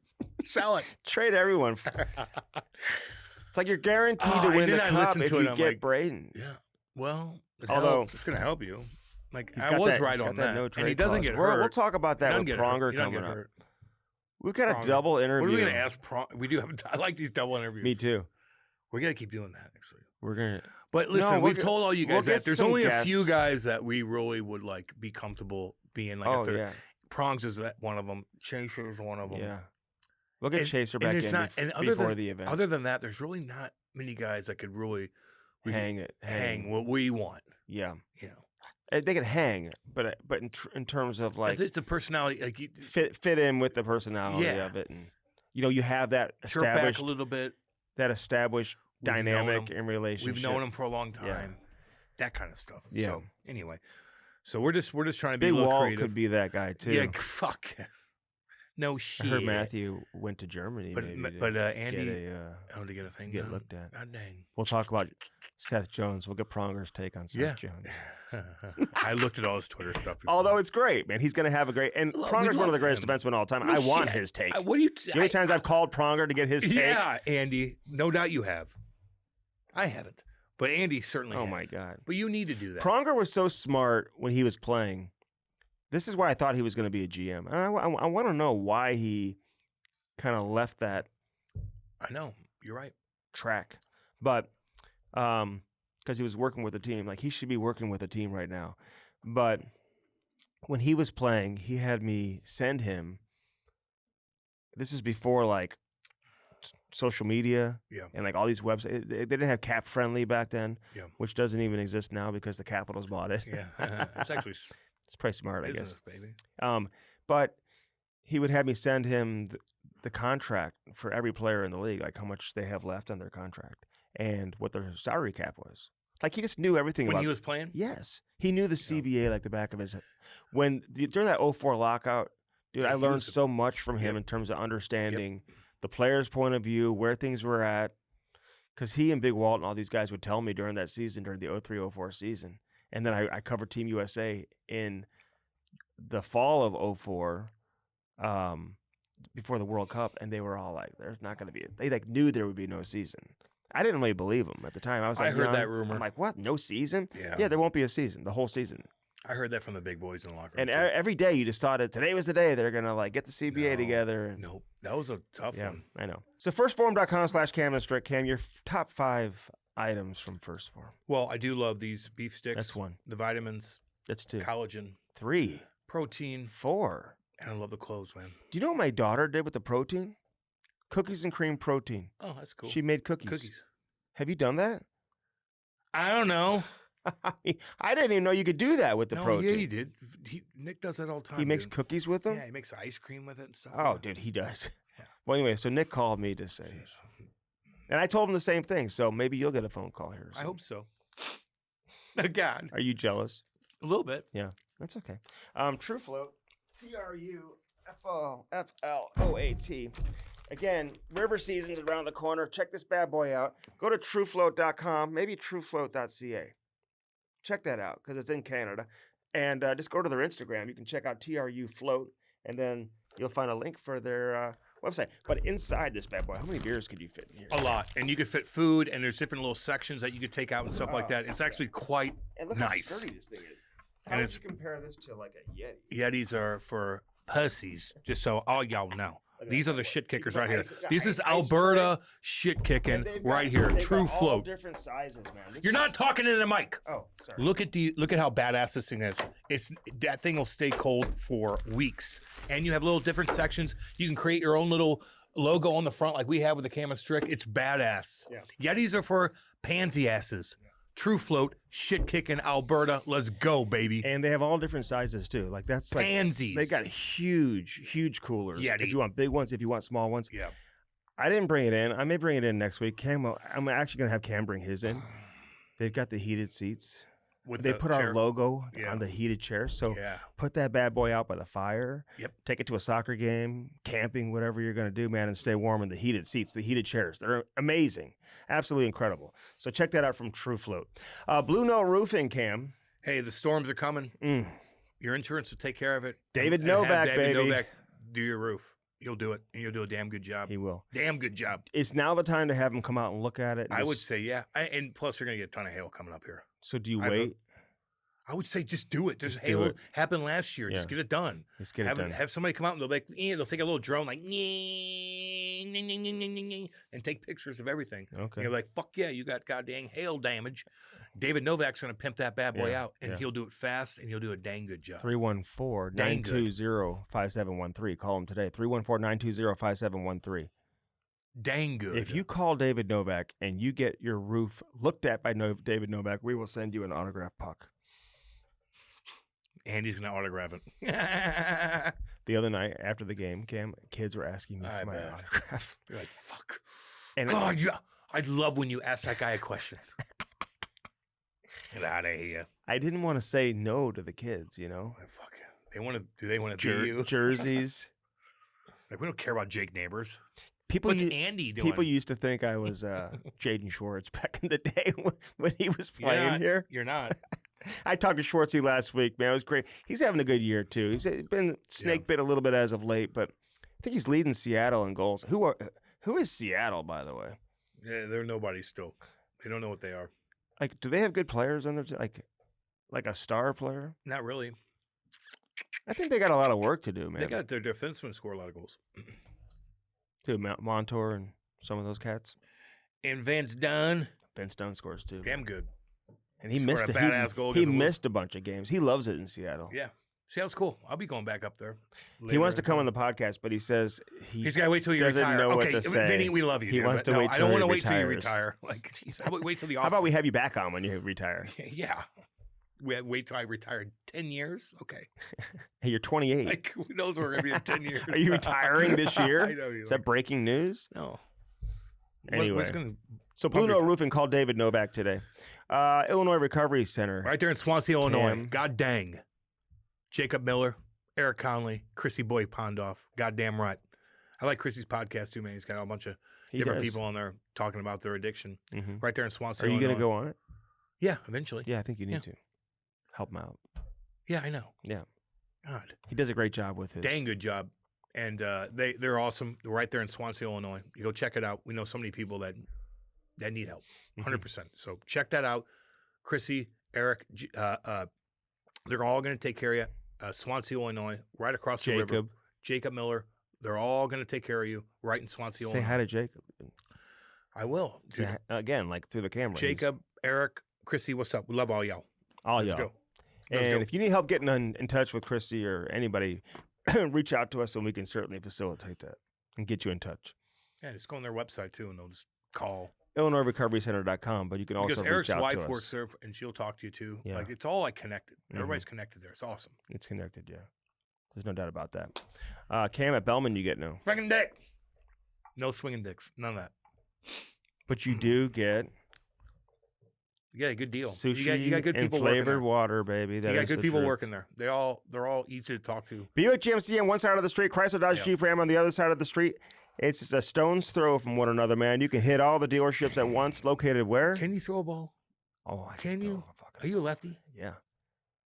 I'd strike you. Are you out, one dude. of those parents that can't throw a ball? Are you kidding me, dude? I'm just asking. You know I can. Do I? Ty and I play catch with the football every day. I? He loves football and baseball. But I think baseball, it's kind of like a wasted sport for kids in a way. Like if you can't go all in, I don't think they get a ton of exercise playing it. It's not overly fun. I think if it's like your primary sport and you're all in and you're going to play like 100 games in the summer and it's not overly active. And like that's what you're best at. But if you want to do it as like a secondary sport, because everyone's like you should play more than one sport, which I agree. For hand-eye coordination. Yeah. Like it's fun for that 1 second when you bat like 3 times a game and maybe the ball comes to you a couple times. It's like 100 degrees out. You know, it can be fun. I've been saying that for years. But there's not a whole lot of it. So I feel like flag football, soccer, some of the other sports where you're actually like also getting some hand-eye coordination. And running. Not just sprints here and there every 10 minutes. I've been taking Ty to and Chloe to like a track coach. Yeah, like I ran track. He's like but it's not on the track. He's like a speed coach. Deals with a bunch of like football and basketball players. He's great, dude. Cool. Yeah.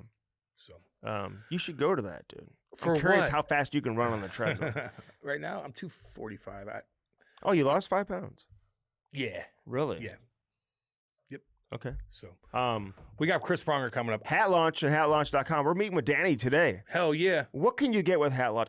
Hat Launch, I feel like, has a lot of similarities with True Float in the sense that, I mean, it's just a great way to promote your brand and everything you do. If you want to recognize who you are with your logo and put it on a hat or a hoodie or a T-shirt, your team, just like anything. You can do it on a cup or a seat, or a chair or a cooler or whatever. You can do the same thing with all these hats, man.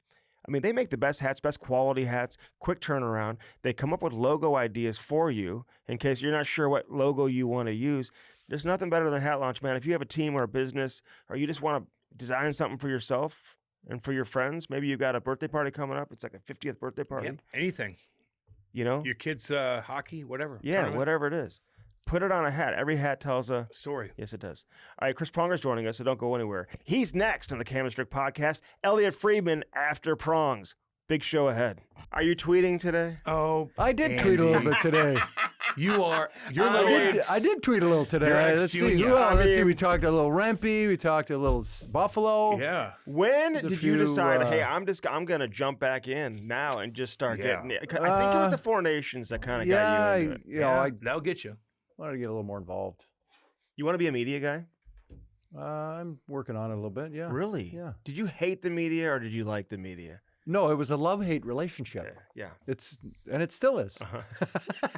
It is more just, I would hold their feet to the fire to ask good questions. Yeah. Just like I expect the same of myself. Should I be in that role, you need to come with well thought out questions. Okay, but St. Louis, relatively easy media market for yourself, right? You would have your battles here and there, but they were kind of in fun. Depending, yeah. Sure. Edmonton, different animal. As you think, but okay. Next, you would say. You're correct. Not really to me too often. I would tell Prongs the next day, I'm like, I don't appreciate the way you talk to me He listened in front of my peers. He'd be like, suck it up. Have Martin, some things. Trey, Joel, all of them. Oh, yeah. We had fun They back loved then. it. I know. Yeah. I did too. And by the way, it's supposed to be entertaining. I know. Edmonton, And different the Philly animal. guys, the Philly, I got along great with the Edmonton media. What about Anaheim? Not much going on Anaheim, pretty quiet. Got along great with them. Philly, though? And Philly, same thing. Got along Yeah. great with the Philly media. there. Yeah. Well, you guys won a lot when you were there. No, but even That helps. just in the sense that I know they have a job to do. Mhm. I have a job to do. Yeah. Day one I got there, I'm like, I have no problem with you ripping me, Mm-hmm. calling me out, whatever. You'd say that to him? This is what I said day one. I don't care. Just don't misquote me. You can tell me I wasn't good. I probably know if I'm not good, but don't misquote me. And then you got misquoted. If you start, no, I never got misquoted once.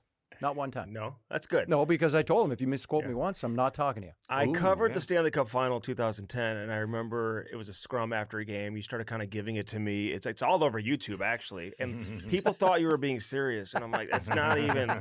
He's like joking. I'll tell you a story. Yeah. I was in when I was in Anaheim. We were in Minnesota, and a buddy of mine was in the media, and he came in, and I can't remember. I don't think I was playing that game.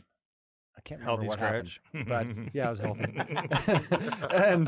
and I came in and I started busting his balls and screaming at him like, "Oh, hanging out near my locker again!" Oh, just playing around. And Tamu, of course, was still there talking to some media guy, and as only he can, just giving up all his time. The nicest guy in the world. And I was just ripping on my buddy, and I take my stuff off, leave, go shower because we were going for lunch. And the other media guy came over and goes, "Oh my God, how do you put up with that guy?" Thinking I was dead serious. I know. Like anytime I start giving anybody crap, Yeah. like the Philly media, like Tim Panaccio, I used to always give him crap every single day. Good guy, Timmy. And people like that. Mm-hmm. So it makes it more entertaining when you see the same people every single day. Does that happen anymore, You though, gotta with these guys? I don't know. Are you watching a ton of hockey? Watching hockey, I'm not necessarily watching interviews. Can I ask game. you It pops up if it's a post-game question or that stuff like people that. are asking me after you showed up on a recent Blues broadcast?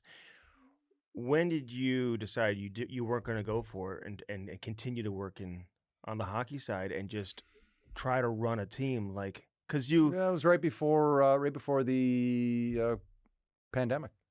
I was working in Florida. I just was not enjoying it. And it's no different. I grew up always thinking that's what I wanted to do, and when you're behind the scenes and you see what's going on, it just wasn't for me. In what way? And- Too much grinded out. No, hard. The work was not the issue. It just wasn't what I expected, and I thoroughly enjoyed my time with Dale. He was awesome. He was great to me, but just wasn't something that I was enjoying. And life's too short, man. I've been working for the man for 30 plus years. Yes. Time to go do something else. Yeah. Work for yourself. Yeah. Can I ask you, as a guy who's 6'6", Yeah, ish. what's your how tall are you? 6'6". 6'6". All right. So Rempe, another one last night. Yeah, it wasn't much. His arm wasn't even over. But it was like right. He didn't go like this. It was right here. How does he So- avoid that? He's got to It So got when you up a little see- bit.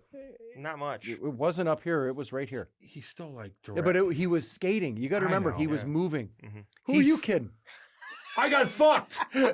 I watched Rempe. Like he just gotta What is he, close it. 6'9"? You gotta 6'8"? close it. You gotta close it I down. saw bro. last night he was listed at 6'9" somewhere. Someone else has He's told me Okay, 6'7". He's Let's just say 6'7". 6'7", He's 6'8". 6'7". All right. So the one thing, as he's already peeled back a little bit from running around because of his Yeah, he's latest been good. suspension.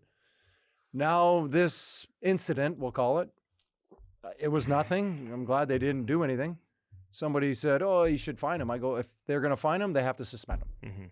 It's either supplementary discipline or it's not, and a fine is supplementary discipline. Mhm. So he just needs to, when he hits, Close it down. He's got to tuck it. Yeah. How hard is that to do? Well, Because you got dinged a couple times for similar hits. Mid-season, it's incredibly hard because you're just changing the way that you move on the ice. So he's going to have to. I mean, saw him last year working on his fighting. He's going to have to work on his hitting. Yeah. If you he's watch, got caught in a fight too. By the way, if you watch the replay though, like he's like bracing himself to deliver a massive hit. Like he's coming in. He didn't last night. You didn't think he was coming? He wasn't watch his bracing feet himself. right beforehand. He's coming in to crush that guy. He was not moving that fast. Like he hasn't. I'm basing this off of his distance. I'm bracing this off his previous hits. Okay. He had to close the distance. He got there. His arms were just flailing out about too much. Yeah, he just needs to close it down. And it's hard to change that mid-season, and it's just Matthew Tkachuk likes to hit with his backside. Could he develop that? Could he come in and hit him? Yeah. I don't think it's hard to. He's not moving as fast, Matthew Tkachuk. In order for this kid to get there, and he's got to be going fast to get there. He could do and that. if you turn your back and you miss, you're breaking your neck. Like if you might clip the guy's foot, now you're falling back, hitting your head against the you're not boards. going stick to puck either. Like you want to stick and puck. But that's where I think, in order to keep that shoulder down, right hand shot, as he's coming in, just turn stick on puck and finish with your shoulder. The problem in doing that is as he's leaning in, he's getting a stick on puck, leaning in, he can clip the guy's head. I know. So he's he needs to play physical to be in the league. Yeah. That's his role. But why is he having a hard time adjusting, you think? Well, because players have their head down. Yeah. Even in the corner on the wall. Well, that guy had his head down. He didn't even see him coming. Yeah. He could have killed him. Shouldn't somebody be yelling like, "Hey, heads up here"? Yeah, the goalie should be yelling. The other D-men should be yelling. Yep. Oh, by the way, his teammates should be telling him to get his head up. On from the bench. He's on the Everybody ice. needs to be paying attention. The guy he fought, and by the way, he should also know that guy's on the ice. Yeah. Which I'm telling you, a lot of these guys have no idea who's on the ice. Andreas Englund, who's kind of bounced around a little bit. Yep. He's a Swede. And Rempe, who's did pretty good, considered a legit bona fide heavy in the league. I mean, he took a couple right in the face. Like, what's he doing from a fighting standpoint that's opening himself up to getting hit like that? Because he's not stringing the guy out enough.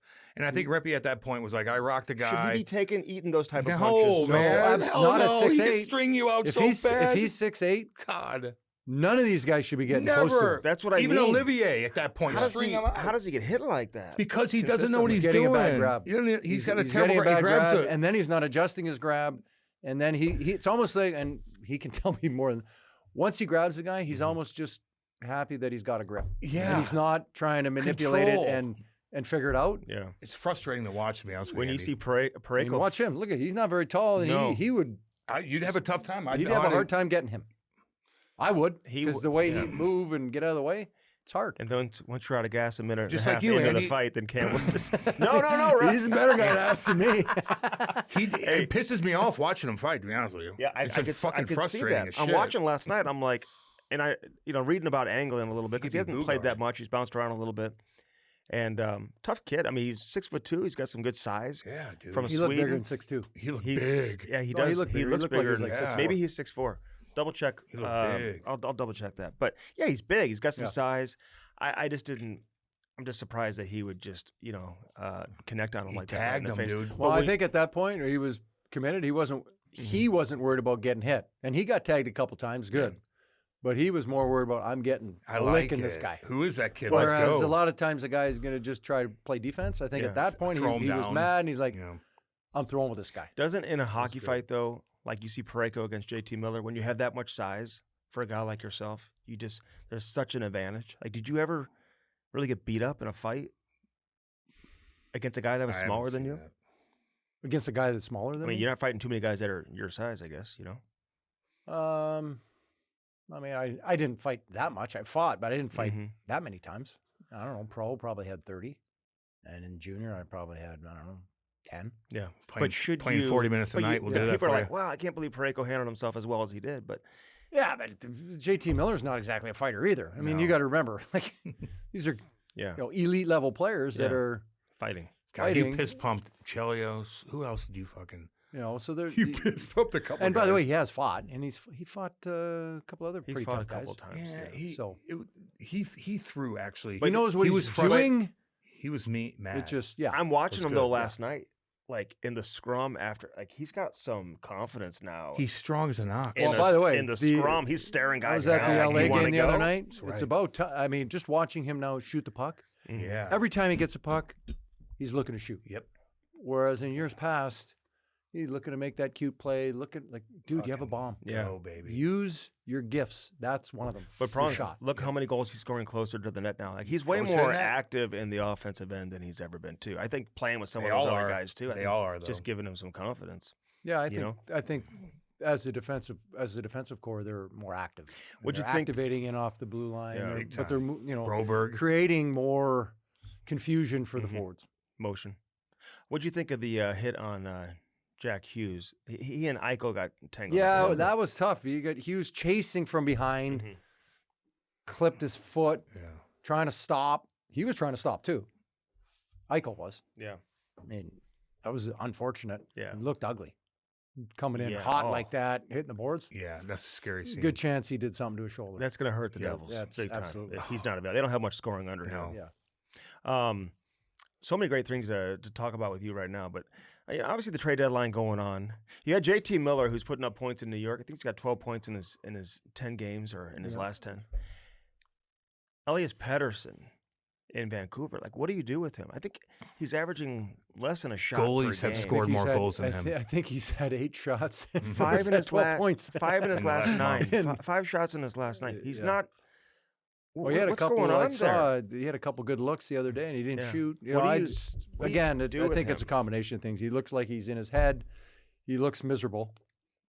I don't know if I've seen that kid smile at all this year. Even after the trade. No, I don't. No, period. Like I just don't think I've seen him smile. I saw him last year in Toronto. He happened to be eating dinner at the same restaurant after the All-Star game, and he walked in with his Swedish mafia there, and it looked miserable. Like Mhm. didn't break a smile. Didn't look even just like a bounce in his step. Nothing. He just kind of walked in. All the other guys were happy, smiling. Blames the media. After not scoring, he's like, well, the media's been tough on me. You're like, What's that got to do with anything? well, why even say that for Pettersson? Dragging him down into the dumps? Oh, so now you're sticking up for him. I'm just saying. No. I'm saying, is that what he's complaining about? Yeah. That it's bringing him down? I saw an interview with him, and he's actually, If instead of being anything, like, I if need to work, I need to fucking work on If myself. anything, they've he's blaming been the pretty fucking positive media. up until now. He's blaming the media. Kind of putting it all on Miller versus him. You know, He's making $11.5 million. he's making a lot of money. Well, he's making 11.6, but whatever. Oh God, Does money make you happy? Did I ask you that a long time ago? 6. It's a Andy. lot. 11.6. Yeah. 7 more years. What automatically make you happy? 7 more years? What's- 6 more years? well, how, Worst many, contract in NHL. how many more years? He's got like 7. 7 left or 7 something. left. Hardcore. I don't know if that's the worst one. Well, based on his current performance, Mhm. yeah, but what if he gets 100 points next year? But is it now yeah. the worst contract? No. No, So- No, then it's a great contract. It's great. Well, exactly. So as of right now, though, we So- can look at it in a number of lights. Would you move him? Depends on where you're getting back. Yeah. not much. Well, right what if now. you're just looking to move the? Would you just? Well, if you were going to move him, it would have been before you moved Miller. Okay. Why Well- would you not want to keep that guy? Plays 'cause hard every night. Yeah. You're not. If he's not producing. Well, by the way, you don't everything wanna that pay I'm hearing about 11.6. him was the same things I heard when I was here. He's About too his- You hard say on he everybody. plays hard every Oh. night. Yeah. Miller? Pettersson does? Oh, Miller. Miller does. Oh. Goddamn right. Yeah, but I don't think his teammates wanted him out of there. Well, then why'd they move him? I don't know. That's a good good question. question. You know, if his teammates loved him, other than the one guy, Yeah, no, I think his and he teammates did held like him. everybody's I think feet they to the loved fire, him more than and he played hard, Pettersson. and he Yeah, then well, what's the problem? I don't That'd be know. like saying, okay, we're going to trade Kobe Bryant because I'm not comparing him to Kobe Bryant, but we're going to trade Kobe Bryant because he's too hard on his teammates. I Or bet Michael you- Jordan practices too hard; he's too hard on his teammates. We're going to trade the guy. Right. Why? I bet you that his teammates like JT more than they like Elias. I don't know. I I don't bet know you- about that. I'm not there. If I'm and I a don't betting know. man, I would say they would. But I bet you that was an easier player of the two to move. Well, sure, because he has less term, and there it is. So there I'm you sure go. New There York it is. wanted So him back. one of them have to go. clearly and New York wanted him back. can't move the other guy. You like the Seth Jones trade for Florida? I think it's going to be good for both teams. Mhm. I think if you're Florida, you got to give up something to get him. Yeah, They eat the money. Him at $7 million is a good number. it's a good number. You look around the league and see who makes more than him. Yeah, He's the better player. and in my Spencer opinion. Knight was pretty good. making 4.5 or whatever. So Spencer Knight will be if he is past whatever was going Mhm. on. Yeah, he's going to be really good. If he can get it together. Because Now, they paid him, obviously. Is he going to get shelled? We'll see. Yeah, Right. But with that that defense, might be good for him Mhm. to Yeah. get more rubber and kind of get Yeah. Bedard will get back. get the And break action. up the play. And I Back don't know about check. the first. Depends. 2026, right? What's that? The first round pick. Yeah. Let's call it mid-20s Mm-hmm. at best to 32. 20 to 32 would be the probable number you're going to get. Depth player. Who do and you then like you for have Florida and then you needed- have Seth Jones, Yeah. who Zito knows from Columbus I know. and traded for him. By the way, was Mhm. one of the people that was there when they traded for him from Nashville. So him fitting in down there, they've got players slotted in properly again. Yeah. And now he doesn't have to play 30 minutes and be the end all be all No. and be this guy.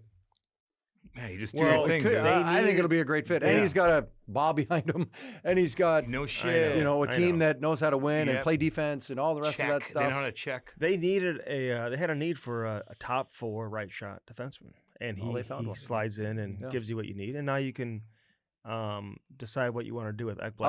Outside of what has gone on in Chicago the last year and a half, Yeah. 2 years, whatever it's been, where he's struggled. Yeah. If you were to look at him and go, I can get that guy for 5 years for $7 million. Let's go.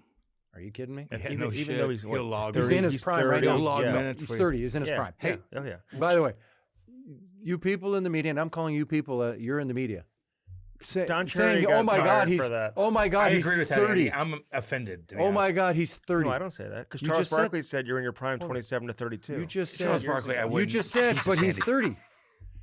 That He's takes in him his to prime. 37 is what I'm saying. No, it doesn't. He's got 5 You're years. strongest when you're in your 30s, I'm sorry, man. 7 million a year, 5. Okay, fine. 5 Takes him years. to 30. So And he's you're going to go to smart. 35.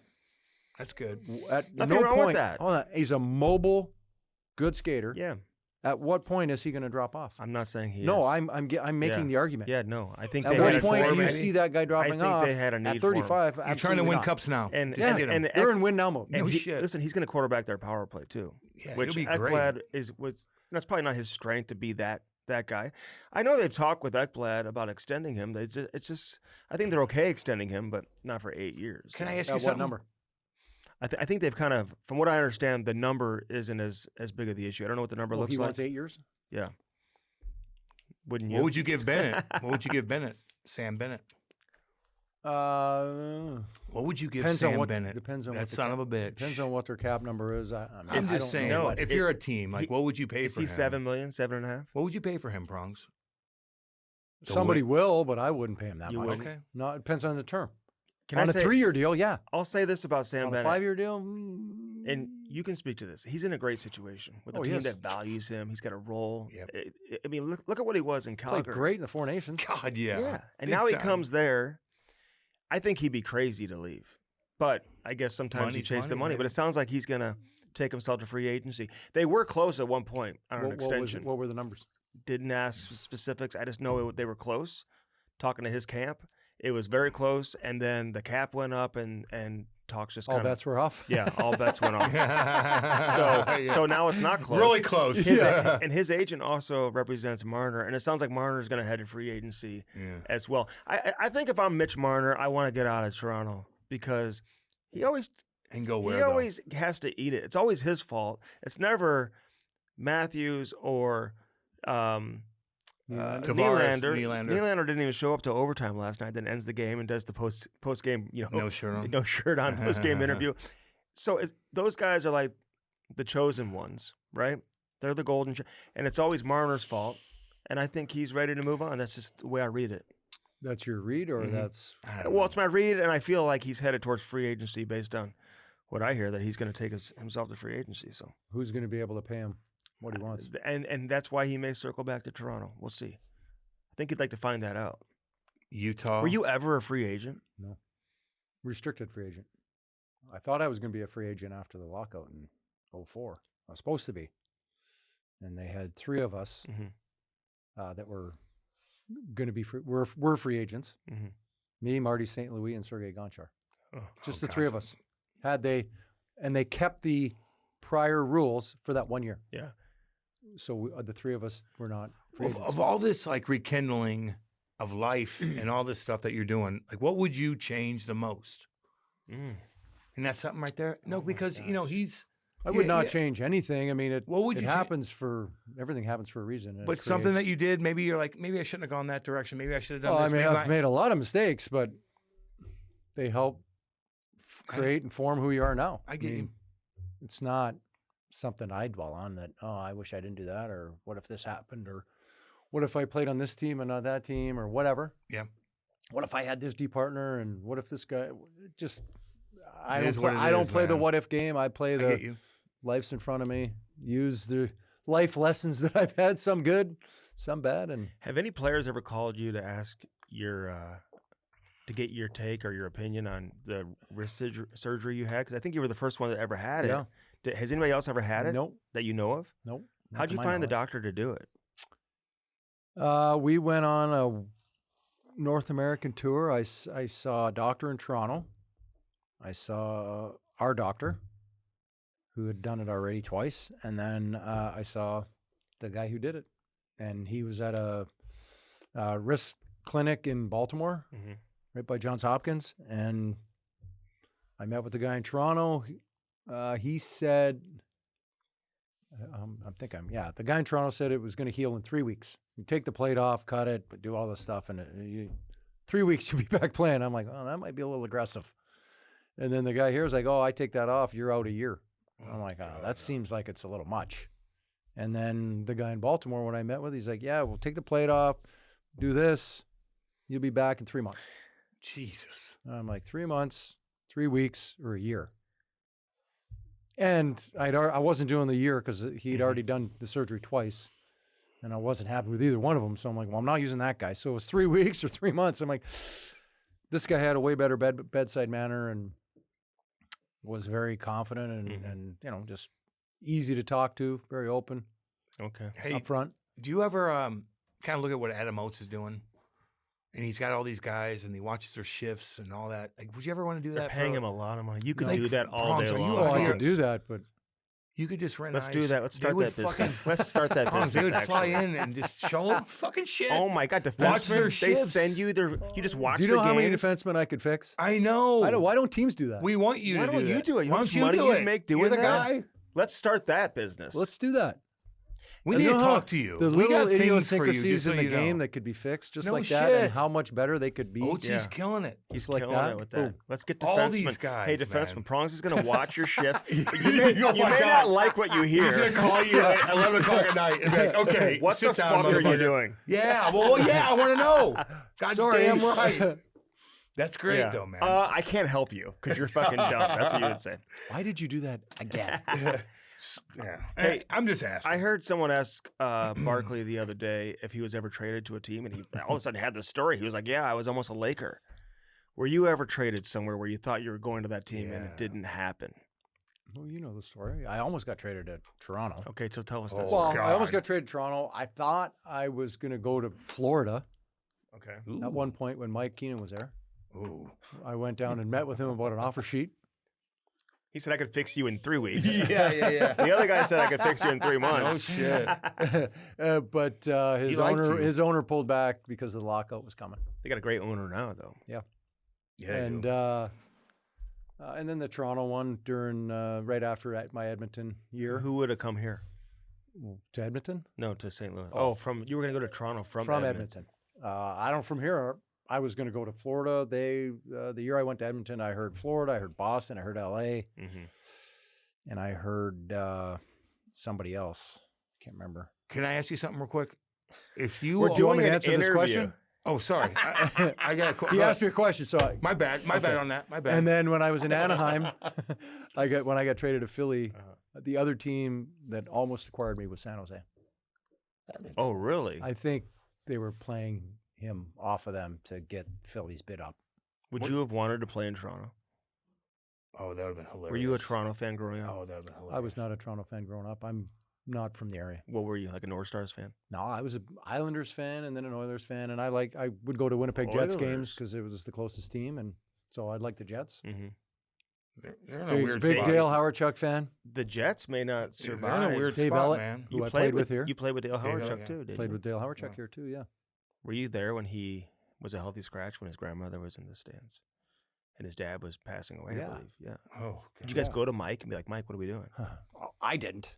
I was 20 years old. 20 years old at the time. excuse me, sir. I knew my place, Jesus. and it was No not to shit. speak up. We asked Mike about it. No, he didn't do that, Andy. We asked Mike about it. when Did it he came know? home. Mike didn't do anything wrong.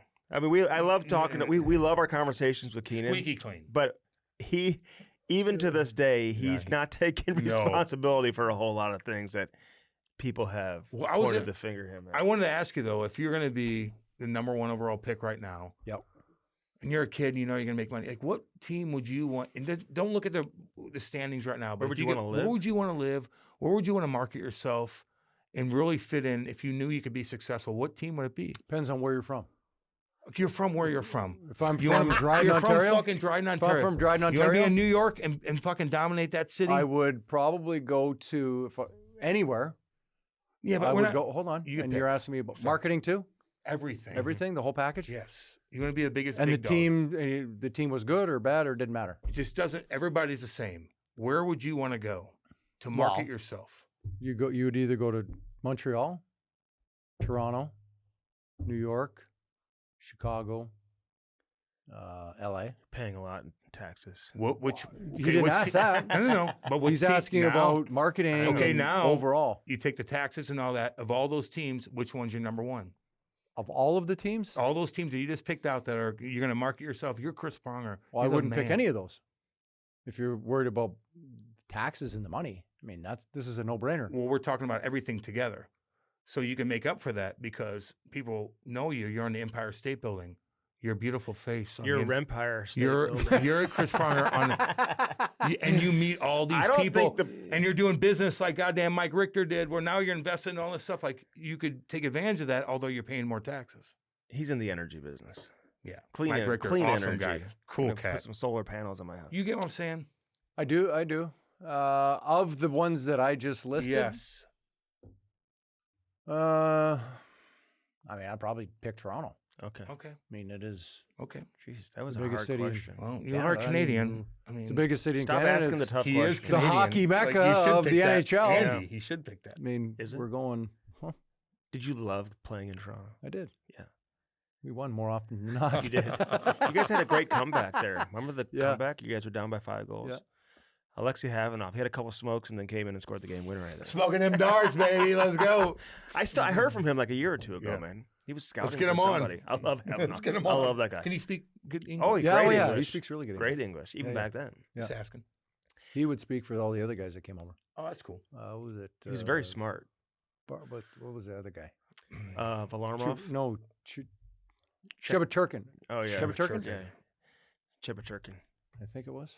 He spoke for him because he didn't speak very good English. Who do you hope that gets moved at the deadline?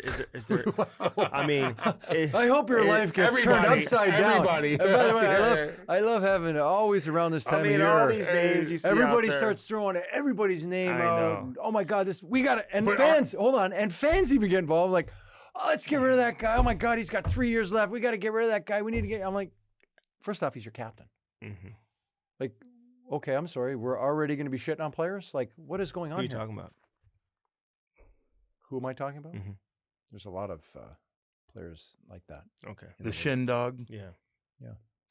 But you're in the mix now too on Twitter. Like you're jumping in on trade stuff, aren't you? He only jumps Not in on my necessarily tweets trade, and not like necessarily what'd on he do trade to you, stuff. Andy? he More says just imparting some wisdom on. Did he correct How you? it No, he affects. said the exact same thing that I He said. but just reiterated what you differently. said. Yeah. I said Oh. somebody What did you asked say? me is He was chirping Preko you a on little the bit. block, Yeah. and I said no. And you said anybody can be traded, but no, he's not being shopped. Anybody can be traded. Well, I mean, but if you gotta- somebody came in and said, "I'll give you Macklin Celebrini for Colton Preko," you're moving them. it's probably not realistic though. Well, but you are moving them. Yeah, I mean, if somebody even came in when- and said something. Of, Even when people say, "Hey, He Gretzky reiterate got your moved, chirp. anybody can get moved," that was a unique situation. His wife was from California. They were probably hemorrhaging got moved money. here, He did. Well, that's the second trade. and then he signed in Yeah. New York. Like he still moved. Okay. So let's not. We won't use that as an example, but it just depends. Like if somebody's like, "I covet that player," and they're going Yeah. to overpay for him, you will trade that Okay. player. You can make that happen. So if you're Well, chilling, sure. if you're chilling at home though, and you're looking at Twitter, are you like, I'm gonna call fucking Elliotte Friedman and see what's going on and tweet something out. Are you doing that? No, that's why we brought him in today. We're going to talk I'm to just Elliotte here in a no, few minutes. no. I mean, What if you I talk to should. a GM or something that you know, should. be like, hey, what's going on here? Would you tweet something out? And No. be like, hey, okay. no, because you're having a private conversation. Why? Well, I mean, that's what insiders do. But they know they're going to be tweeting about it. Yeah. I'm Okay. not. If I'm calling somebody, like I Yeah. saw a GM at the game the other No day, doubt. I was just talking to him about his team and kind of what's going on. No- He's having no a good doubt. year. His family. Yeah. Yeah. Asking about his How the family. kids doing? Whatever. The kids are doing good. Yeah. Oh my God! I talked to so and so. His kids are doing went great. to the What about the all of a sudden Parental plays in the Four Nations and like everyone just they went from like not even having his name on the team like a day or two before the roster was announced. I think what people have to understand So with now it's like I had no idea. tournaments like that, Where'd he come from? it's Jacob it's Slavin. not 15 goals. it's not a all-star game in the sense, everybody's like, oh, we need Bouchard, we need this guy, we need Uyghur, we need this, we need that. Like, you still have to have players that have experience. You gotta have players that have won stuff. You gotta have players that have been around. That can handle the moment. That can handle the moment, the pressure, Their role. their role, And and they fit into the role that they want them to play. I mean, you're not specifically picking somebody to be a defensive defenseman or to kill penalties. Yeah. You want them to be well-rounded, Mhm. but they have to be willing and accepting of their role and be able to excel in that role. Yeah. they all did that, man, the Four Yeah. Nations, though. They put on a show. You That was great.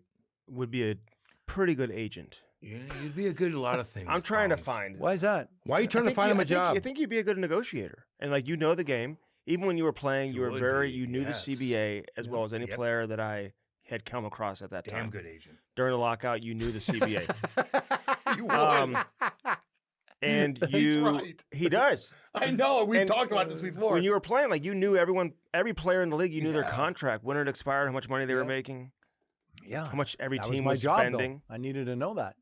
So why Never not? know when you need that ammunition. I'm trying to find No shit. I a don't know the new career for CBA. you that I can jump on the coattails and we can just I both know. make a lot of money. So we can do the OT deal. We can start. You're already starting can some s- businesses we can right start now. an Collins, agency. we're dead serious. I tried the public speaking with you thing, but like I just didn't really attack that. Yeah, you didn't. So, And he's always got some sort of grift but in I'm everything. thinking just so you know. agency. You could be a damn good Damn agent. Like good Bobby agent. Orr's done it. You could yeah, do it he's too. done, and he's done great.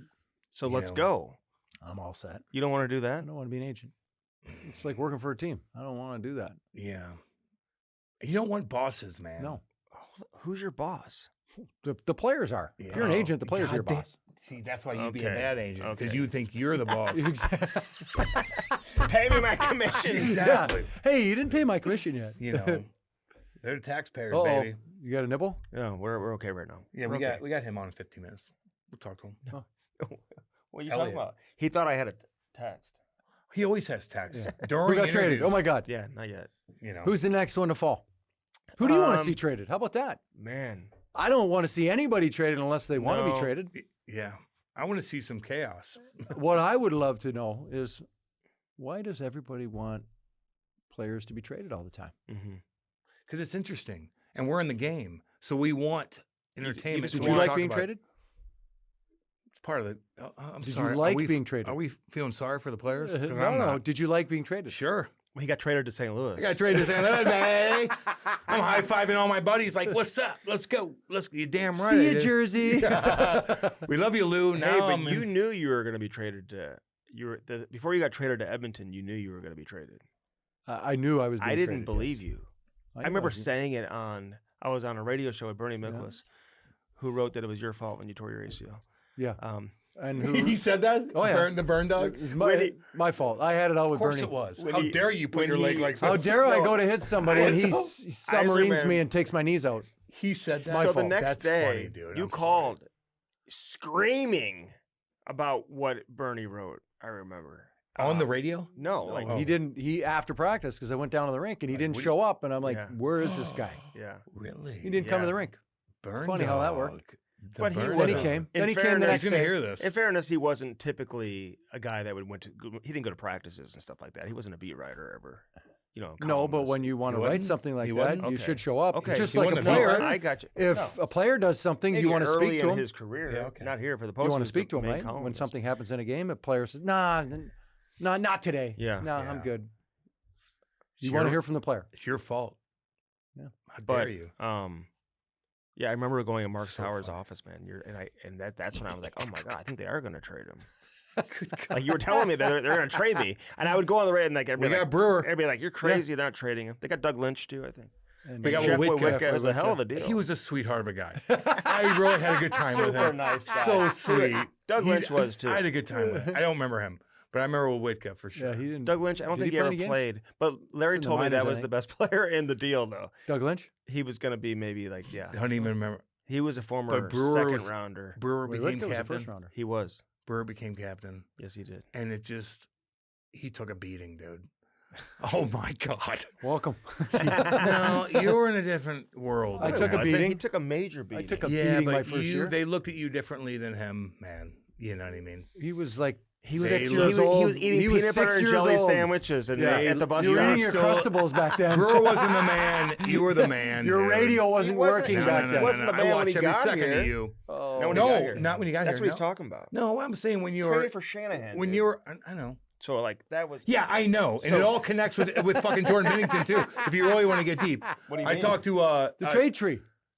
Chuck. The trade tree. It's all you traded Brewer to Tampa, and that was the pick. Chuck Caton was talking about you the other day too. I did a radio That's my show. boy, Yeah, Chuck. yeah. Chuck, it was cool. It's Oh, hilarious. Hartford. You know him from Yeah. Hartford. Yeah, Way back. he was telling stories left and right, man.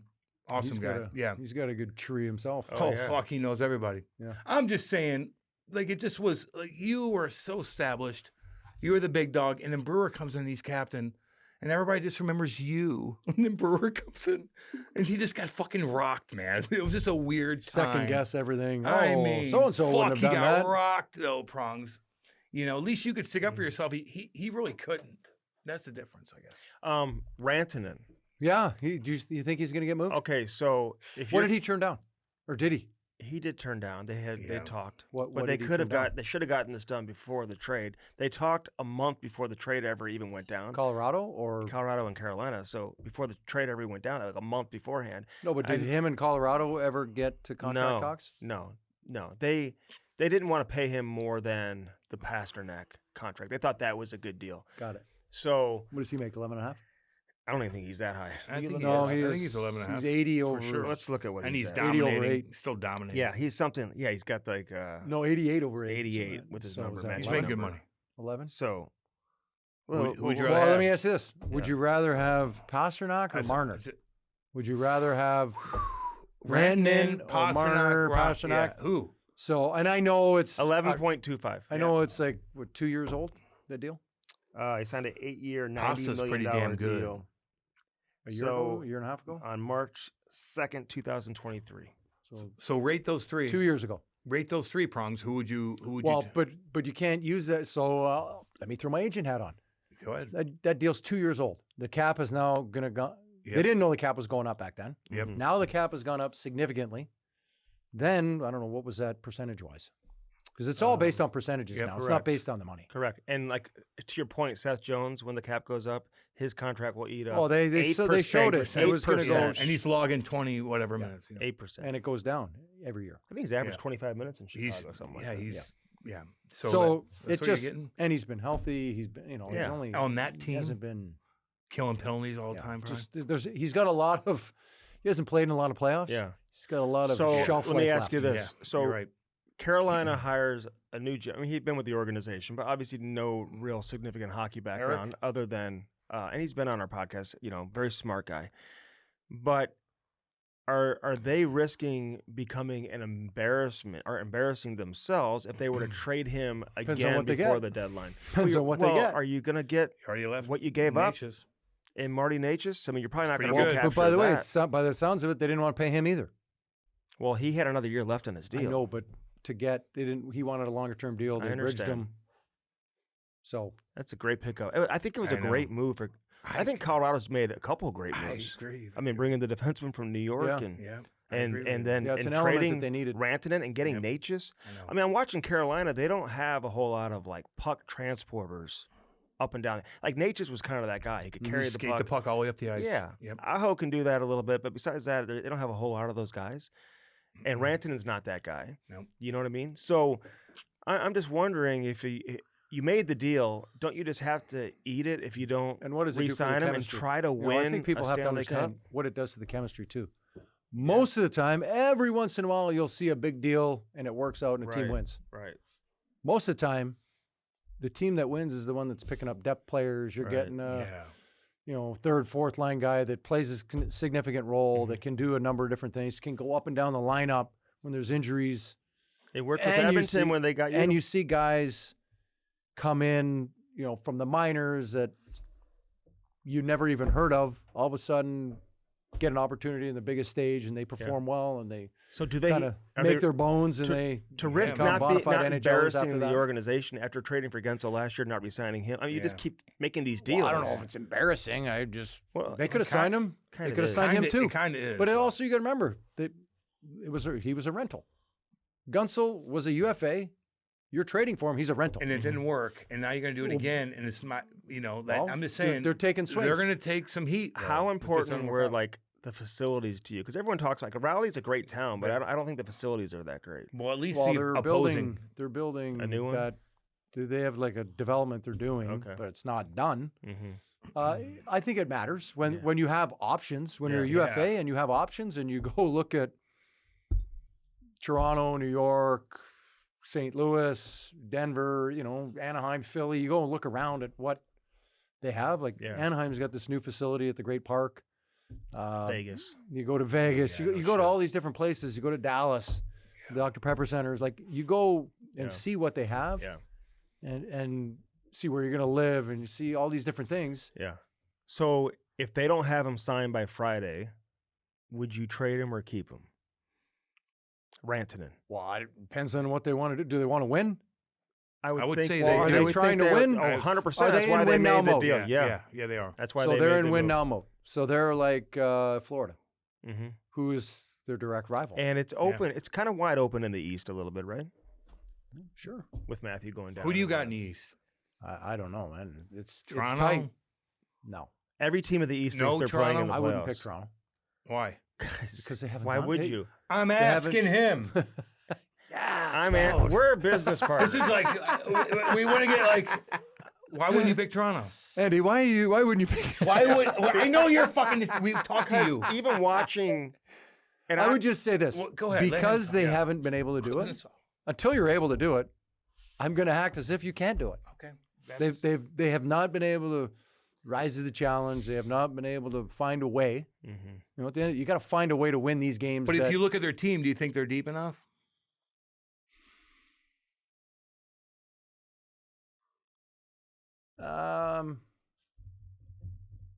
Not Because you're not going to win not until you win. The necessarily. Blues didn't win not until they won. necessarily. They're not. Well, they're no, not deep. You could enough. say that about anybody, but Well, yeah. they're going to have injuries. The issue, and the funny thing is, the issue in all these playoffs has been they haven't been able to score. Mm-hmm. It's not they haven't been able to defend. I know. It's not that. So you look Scoring. at their top guys. Normally in playoffs, as I've said a billion times, normally the top two lines cancel each other out. Correct. Well, what happens is the top lines are beating their top lines in scoring. Yeah, but they're not getting enough from The their big guys. depth guys though. Either. Yeah, but The big boys haven't the scored. big though. boys need to match the other big boys. But if I watch if the Matthews, big boys aren't scoring, yeah, then that's a There it problem. is. I watch There it is. Matthews. You need and production from your Marner top guys. Yeah. in that Four Nations, and they just don't. And then all of a sudden, the regular season kicks back up, and they're scoring goals again. They just seem to have a hard time when dealing with the the big- yep. emotions are as high as they agree. are, man. I agree. Yeah, he had some They pretty just good kinda chances in overtime. In overtime, they did. Okay. Binnington made But some that great wasn't- saves. Okay. In my opinion, and you can tell me if I'm wrong, I didn't feel like that overtime resembled what you find in a Stanley Cup playoff overtime. I mean, both teams were just exchanging chances left and right. It just didn't look to be as tight as what I you don't see think in they a were playoff exchanging game. chances in Both that teams regard. I had agree great with Andy A's. on this, Both teams 100%. had great A's. Look Oh, at all sure the- they did. Yeah. Well, they're tired. Late. USA had 10 forwards. Yeah, like tired. You're gonna make mistakes. It just felt like I don't know. It just didn't feel like your typical. I say that like you knew somebody was going to. the By other the way, games, so it wasn't a Stanley Cup final game. No, it wasn't. So it shouldn't And feel Stanley like Cup it. playoff game. Is what I meant. Yeah, you haven't played each other 5 times, 6 times. Right. You know, And you don't have. But third there and was fourth tight line checking. guys going out there trying to take your head off. it was either, tight you know? checking. That whole Yeah. tournament was tight checking. It wasn't loosey goosey. No, They no, it dumped was and good. fucking chased, and they did their shit. Yeah. You know, They played real hockey. They did. But you know what I mean? Mean, like tough. the third line, that guy out there that's looking to take your head off and just run you through the wall. You know what I mean? So, I know. I don't know. They just and I know Marner made the play and it was a great pass. But he to also got. McDavid. He made a also great got- play on Bennett's goal. Oh, That was sick, a sick play. pass. But he What? also got Delaying. nutmegged too.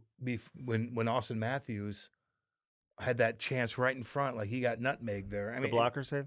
Yep, the blocker save. He's the one that was like, "Hey, what do I do?" And it went right between his legs. Who did I know. Marner? Marner.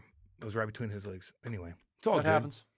We love talking to you though, Prongs. That Yeah, happens. and We so want you we're to going to be like, continue. we love Prongs is our It's our guest boy. co-host today. And like we, you know, And we're that's our boy. well, he's tweeting like between you and Peelsy, you guys are keeping me very entertained on Twitter. He is Peelsy. He is Peelsy. Chris Oh. Peelsy. Chrissy Peelsy Pronger. Don't do that to him. Hey, so We love it. I know. So I'm like, we got to bring him in I know. when we have Friedman, and we'll have some fun.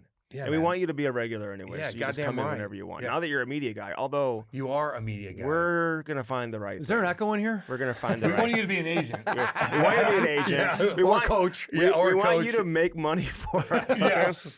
And there's a How way. can I do that for well, you, Andy? I don't How know. can Chris We're- help we're- Andy? Trust me, he's always thinking that way. There's ways we can do this. There's ways. I just we want to can hang do out. it. But I think honestly, if you became the defense guy, OT has all the forwards. Dude, you take on the Are defenseman. you kidding? He's got Luke Schenn. Luke Schenn would pay you to What is he telling Luke Schenn? exactly. Well, I'm sure I shouldn't say that exactly. I don't mean it that way because he's telling him something probably very smart. I'm just Because saying. OT's very, very smart. Not to bobble the puck, how to handle it, how to pick up pucks off on the wall, Boom, the little things like how to see Yep. the side of the ice. that no Where's one he else can coming see. from? Where's he at? You know that. You could do this. You know Look at that. it. You guys are giving me the hard sell here. Yeah. We just want Are you to, kidding me? We want you to be Yo- the best I you get- could be, we get Prongs. Roman Yossi, Makar, Hughes, They would. God, Parayko. First off, I'm not going to be able to tell Makar or Hughes. Well, I mean, I can tell him how to defend a little Yeah, bit. yeah. Oates has No Kucherov. You don't have to. You just it's all No, good. no, man. you tell them what the fuck Yeah, to do. okay. Is what the fuck you do. Okay, fine. Andy's a bullshit. No, you tell them what to do, and they listen, and they want to come Yes. back. That's and, what the and fuck you know do. what? Every Lord. great player, including yourself, you always want that feedback, man. You always want to Yeah. talk about your game, and there's always things you can do better. How? What's his success rate? For Oatsy, I think very high. They're there, dude. He's- He's got. I So many love guys. talking to Oatsy. We No, have no, what's his success rate with his guys? Like, how is it? Very They successful. keep coming back. He's got Matthew too, I think. How I does can he- get how does he you- I can get you in track- how does touch he with track him if you what, want me to. And It's no Prongs. It's I How don't know does how it track with? he's got a he's team got of a team kids success. working He's for got a him. team. They all just get no. He'll And they're- stop and watch send the, him all his clips, and he'll his call them gifs. real quick and be like, "This is what you do." Blah blah blah. Talk to everybody. You know. Dude, don't try to go get a job where you have I to know. like Don't- work and do things. No shit. Just do this from home. This is a job. Yeah, I know. Hello. But like, No, just this we is have fun, dude. This No, is no, what he's doing. oh Yeah, that is a job. yeah. No, But you it's gotta your be- job. you It's gotta your be job. active. He's got to travel a lot. It's, I know. They Like, come he's to- got to be there. They go to him. Not during the season. No, during No, the it's season all you're right. fucking on video. But a lot of times, No, but I've seen him. I've been on planes with him. yeah. He's traveling around seeing these guys. But big deal. We can do that. How does Wait, that you wanna work? stay at How does home? that work with the teams? That's, it's that's been a what- little Franz, dicey at that's a times. good goddamn Been a little dicey.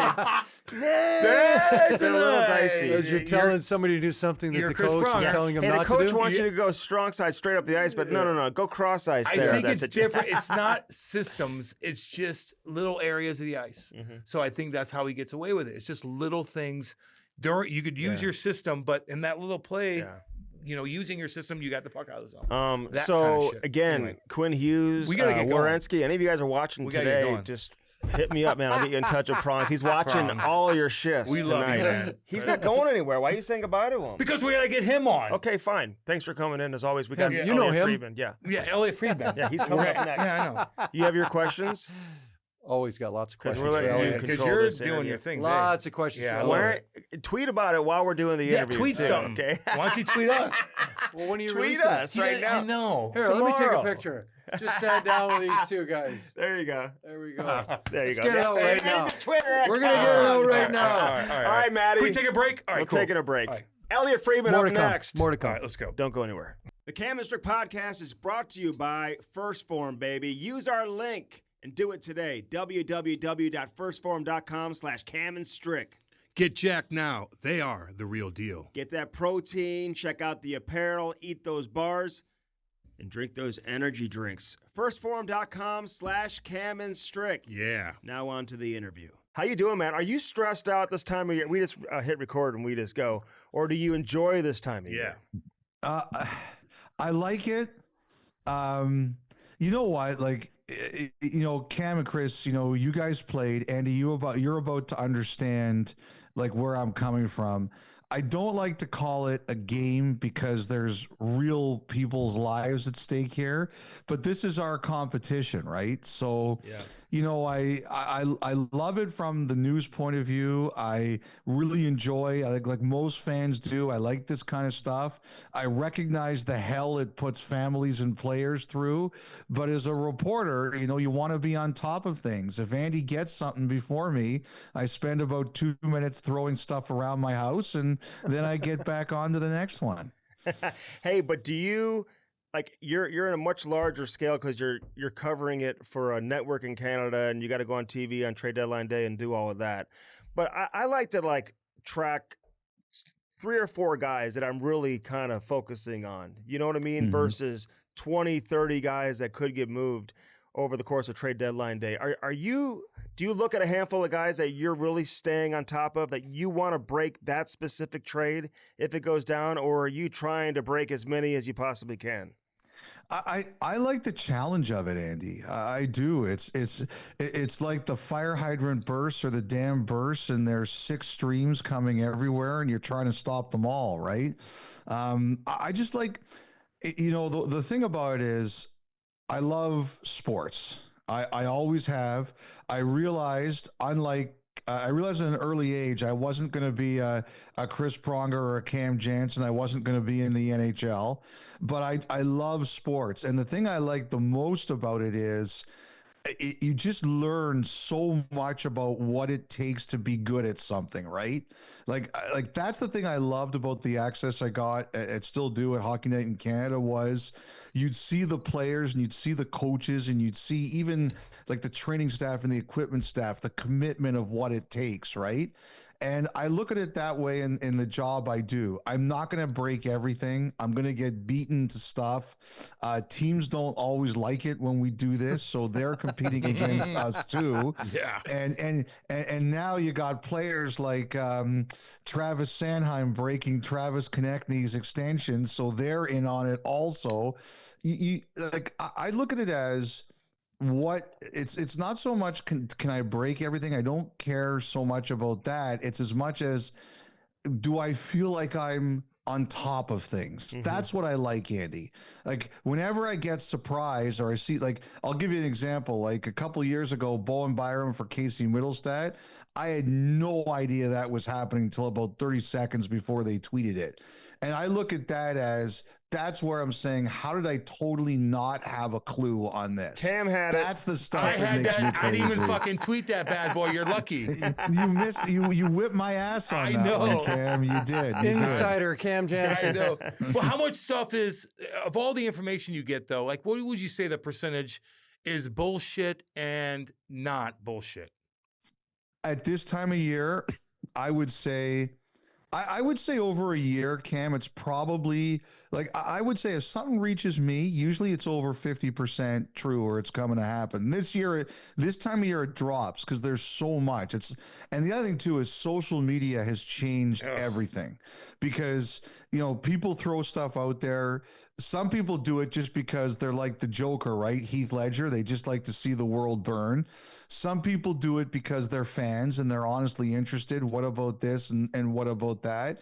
And you just hear so much stuff. Like, you know, like, so we dropped like a 3-hour podcast this morning and I got one thing wrong. And all I can think about is the one thing wrong. Like, not all the other stuff that turned out to be right. It makes you crazy, Cam. It really does. It really does. All right, Chris Pronger has a question. Chris? We're going to take it off the trade deadline. What are you hearing about expansion? I think we're going to have it. Yeah. I do think it's probably going to be 2 teams. I think the biggest question, Chris, is what's the timeline going to be? I don't know. Like in the past, it's kind of been East-West, or does it matter? One in the East, one in the West? I think they prefer to keep the balance. Like, you know, the one thing is, like, it's my opinion that one of the teams is going to be, like, I think they'd like to go to Houston. I do. And I think they've got a couple, like years ago, the owner of the Rockets is a guy by the name of Tillman Fertitta. And they talked to him a couple years ago, but he came in under what they wanted. So they said no. Yep. Now I've heard that there's some talk about another owner, maybe potentially building another building. And I'm not sure that Fertitta likes that idea. So I think now there's some bid. Yes. Or you know what? Like the preventative one. What is it going to take? Don't let it happen. Yeah. So I do think Houston is something they're looking at very seriously. And the thing about Houston is you'd like them to be with Dallas. But look, Chris, I know as a proud alumnus of the Arizona Coyotes, you want to see the team back there. And I do think that one thing you guys know about the commissioner, he would like to go back there at some point if he can. There's the whole Atlanta situation. I've had guys tell me that there have been, like, I think Kevin Weeks reported New Orleans a couple weeks ago. I've had guys tell me that there have been some places that have come up here where people are like, really? Yeah. But I don't know. But Chris, I think what's going to be interesting is going to be the timing. Yeah. I don't know if it's going to be 2 at once or one then another, or and how they decide what the timeline is. But I've had players tell me that they've been told it's going to happen. It's just a matter of when and how. Is it accurate? Sorry, is it accurate that Ishba from the Suns owns the rights now? Is that? No, I think it depends on who gets the arena. I like the league has. As far as I know, I thought Chris, Damarillo held the rights to Phoenix. But when he dropped the team, he gave it all up. Yeah. Like I thought Ishba bought the rights though. From him. Not as far as I know. If that's happened, that's news to me. Okay. I believe the league is under control of them right now. Could you see a situation where we have a repeat and Winnipeg cannot survive in the future economic landscape of the NHL and they find themselves back in Arizona? What are you trying to do? Get me kicked out of the country? Way to stir the pot. Seriously, just though. so you know, we got Bill Daly coming. I asked him the same question, and he kind of gave a similar reaction to you. What do you think, though, Elliotte? But I'm saying, man, I'm going to tell you, like, Andy, I know there's all this crazy, insane 51st state stuff going on around right now, like just bananas stuff, like insane. I happen to like where I live, and I would like to still live here. Look, like I'll say this, Andy, 95 and a half million cap next year. You know what that is right now in Canadian dollars? 140 million. A lot. 140 million. I know. And I'll say even the teams that make a ton of money here, the Leafs and the Oilers, that's a big bite. It's a challenge. Now, I'm really curious about, Andy, when they do the new CBA and they're going to start really working on it soon. I wonder if they're going to find a way to address this, like in terms of revenue sharing and stuff like that, because it's a worry. I don't see the team moving. I'm not going there, but it is a worry. Somehow figure out a cap in the currency exchange. I don't know if you know. Like I think it's more like 1.3 instead of 1.45. Because all the players get paid in American dollars, right? So yes, they're making the coaches in there. Winnipeg don't. The coaches are paid in Canadian dollars there. Oh, really? Yeah, but the players are paid in U.S. dollars. What about the radio guys? I'm just asking. Cam, we'll pay you in British pounds, okay? Rubles. British That's pounds. good. Yeah, we'll get you the best peso deal we can get you. What about Carolina? We just kind of kicked it around again. You know, and this whole Rantanen situation. I mean, listen, on the surface, and I remember having this conversation with Jamal Mayers right after the trade, and he even said right away, he said, hey, listen, if they can't re-sign him, they got to look at flipping him again before the deadline. But they made the deal. They made some, moved some really good pieces in order to make this deal happen. They got to go for it with him, right? I mean, wouldn't that be a little bit embarrassing on the organization if all of a sudden now they got to move him, they can't get this done, and not get much in return, Elliotte? Andy, I don't think you can think that way when you're a big time executive. I would never think like that. I think, one thing you have to understand is when you're going to be in these jobs, you can't be worried about the way you're going to look. Yeah. Like you guys have a GM in St. Louis, Doug Armstrong and I, we don't always see eye to eye, but the one thing I really respect about him is he's like, I'm going to make a decision and I'm going to go for it. He's not afraid about what people are going to think of him. And if I was in their position, I would say, okay, if he's not going to sign this week, and I don't think he's going to, can't say it 100%, but I don't think he's going to, then I would be prepared. Look, our goal is to win the Stanley Cup. Okay. Would I make him available? Yeah, I might. What I would do is I would target certain teams and I would say, you have something we like. And do you want to do this?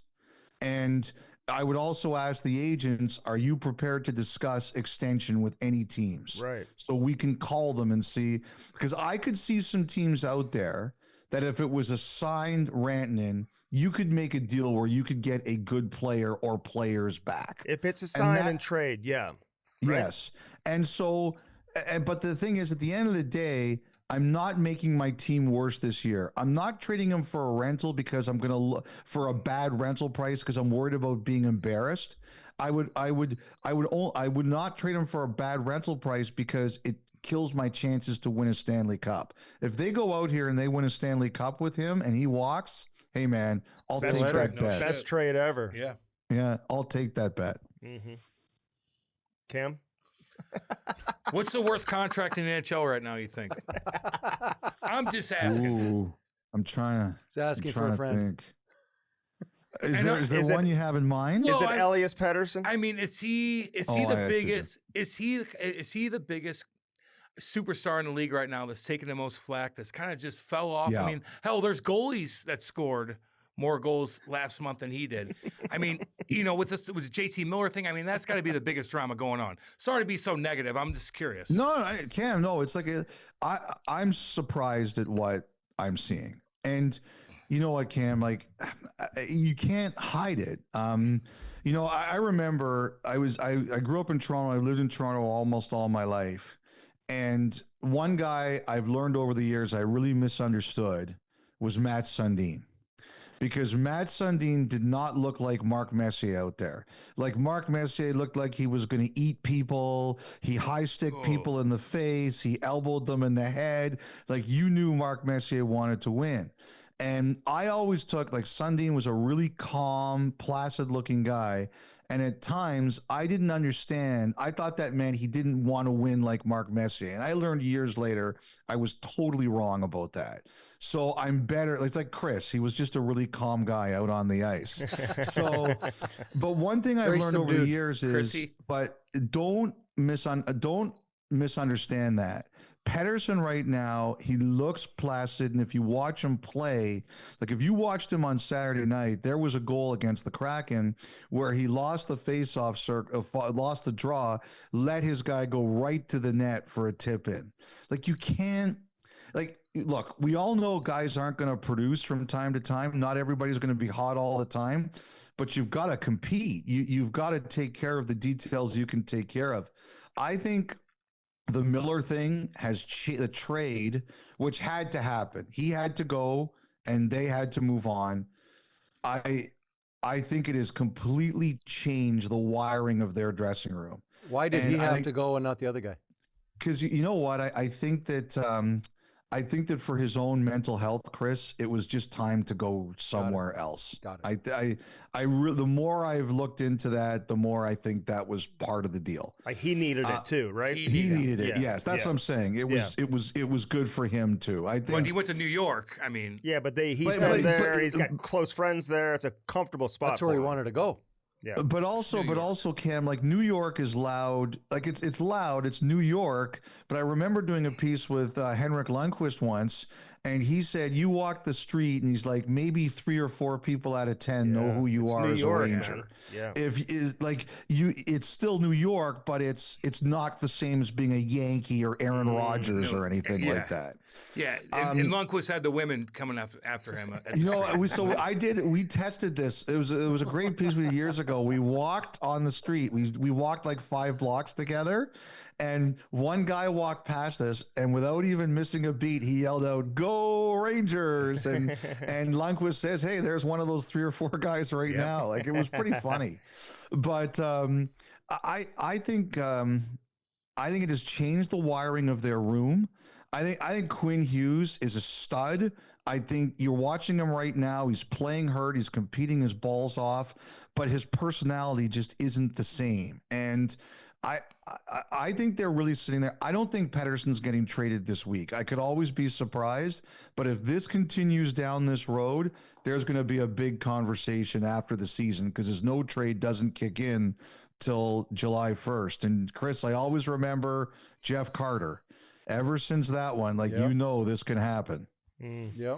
I hope Brock Besser gets traded, and I feel bad saying that for the Canuck fans and whatnot, but I just want to see him go to a new market, and I feel like that may be good for him to leave Vancouver and kind of spread his wings with a new team. You think we're going to see him get moved, Elliotte? Because he's not appreciated? Maybe, yeah. Is that what you think? Possibly, yeah. A little bit. I honestly, it's Rutherford. He could do anything. I was talking to someone there on Saturday, and they said like they have no idea where that one's going to go. So he was offered 5 times 8 earlier in the season. That's no longer on the table. It was during the first half of the year. He turned it down. I think if you look at the open market, you're probably looking at something in the 7 times 7 range. So if that's 49, they were at 40.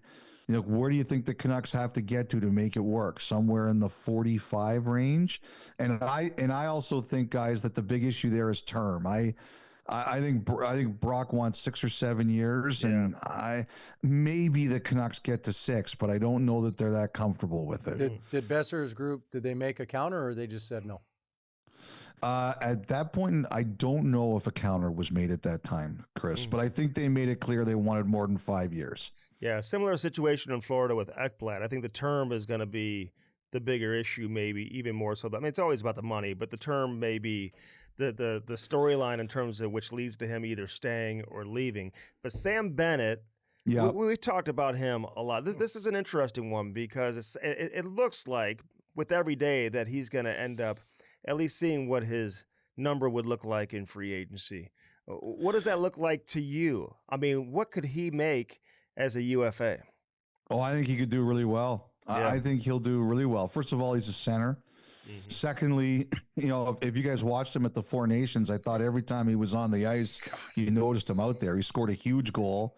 Yeah. He's been a top 6 center on a Stanley Cup champion. Yeah. I think the only thing people worry about is the age. Like, just how does he age? He plays a hard game. He's not the biggest guy. I heard earlier this year when they signed Verhaeghe, I heard earlier on this year they were actually not far apart. They weren't. Yeah, and I think he really wants to stay, but now with the cap going up, the way he's played, like you look at Florida right now, everybody signs there on their terms, right? Like it's like Reinhart could have gotten more if he went on the open market, but he wanted to stay. They got them at a number that they were pretty comfortable with. You're the same thing you mentioned with Ekblad. Like if he stays, he's signing on the Panthers' terms. Mm-hmm. And right now, and also Bennett's agent, his history is, I want you to test the market. Like he always tells his guys, give me a reason that you're not going to test the market. He's got Mitch Marner too, right? So yeah, similar situation. Same guy. Vamelka in Utah right now. Like Darren really believes, give me a reason not to test the market.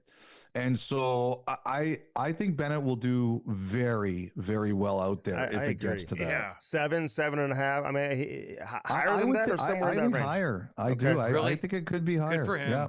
Yeah. Yeah. He's the man. I He's love tough. him. But, you know, Damn right. the grass isn't always greener. He's in a great That's spot, right. man. They That's value right. him there, and he's got a great role, obviously, with Florida. So, but I've always wondered if he would want to come back to Canada. Like in Calgary, it was noisy. In Florida, it's quiet.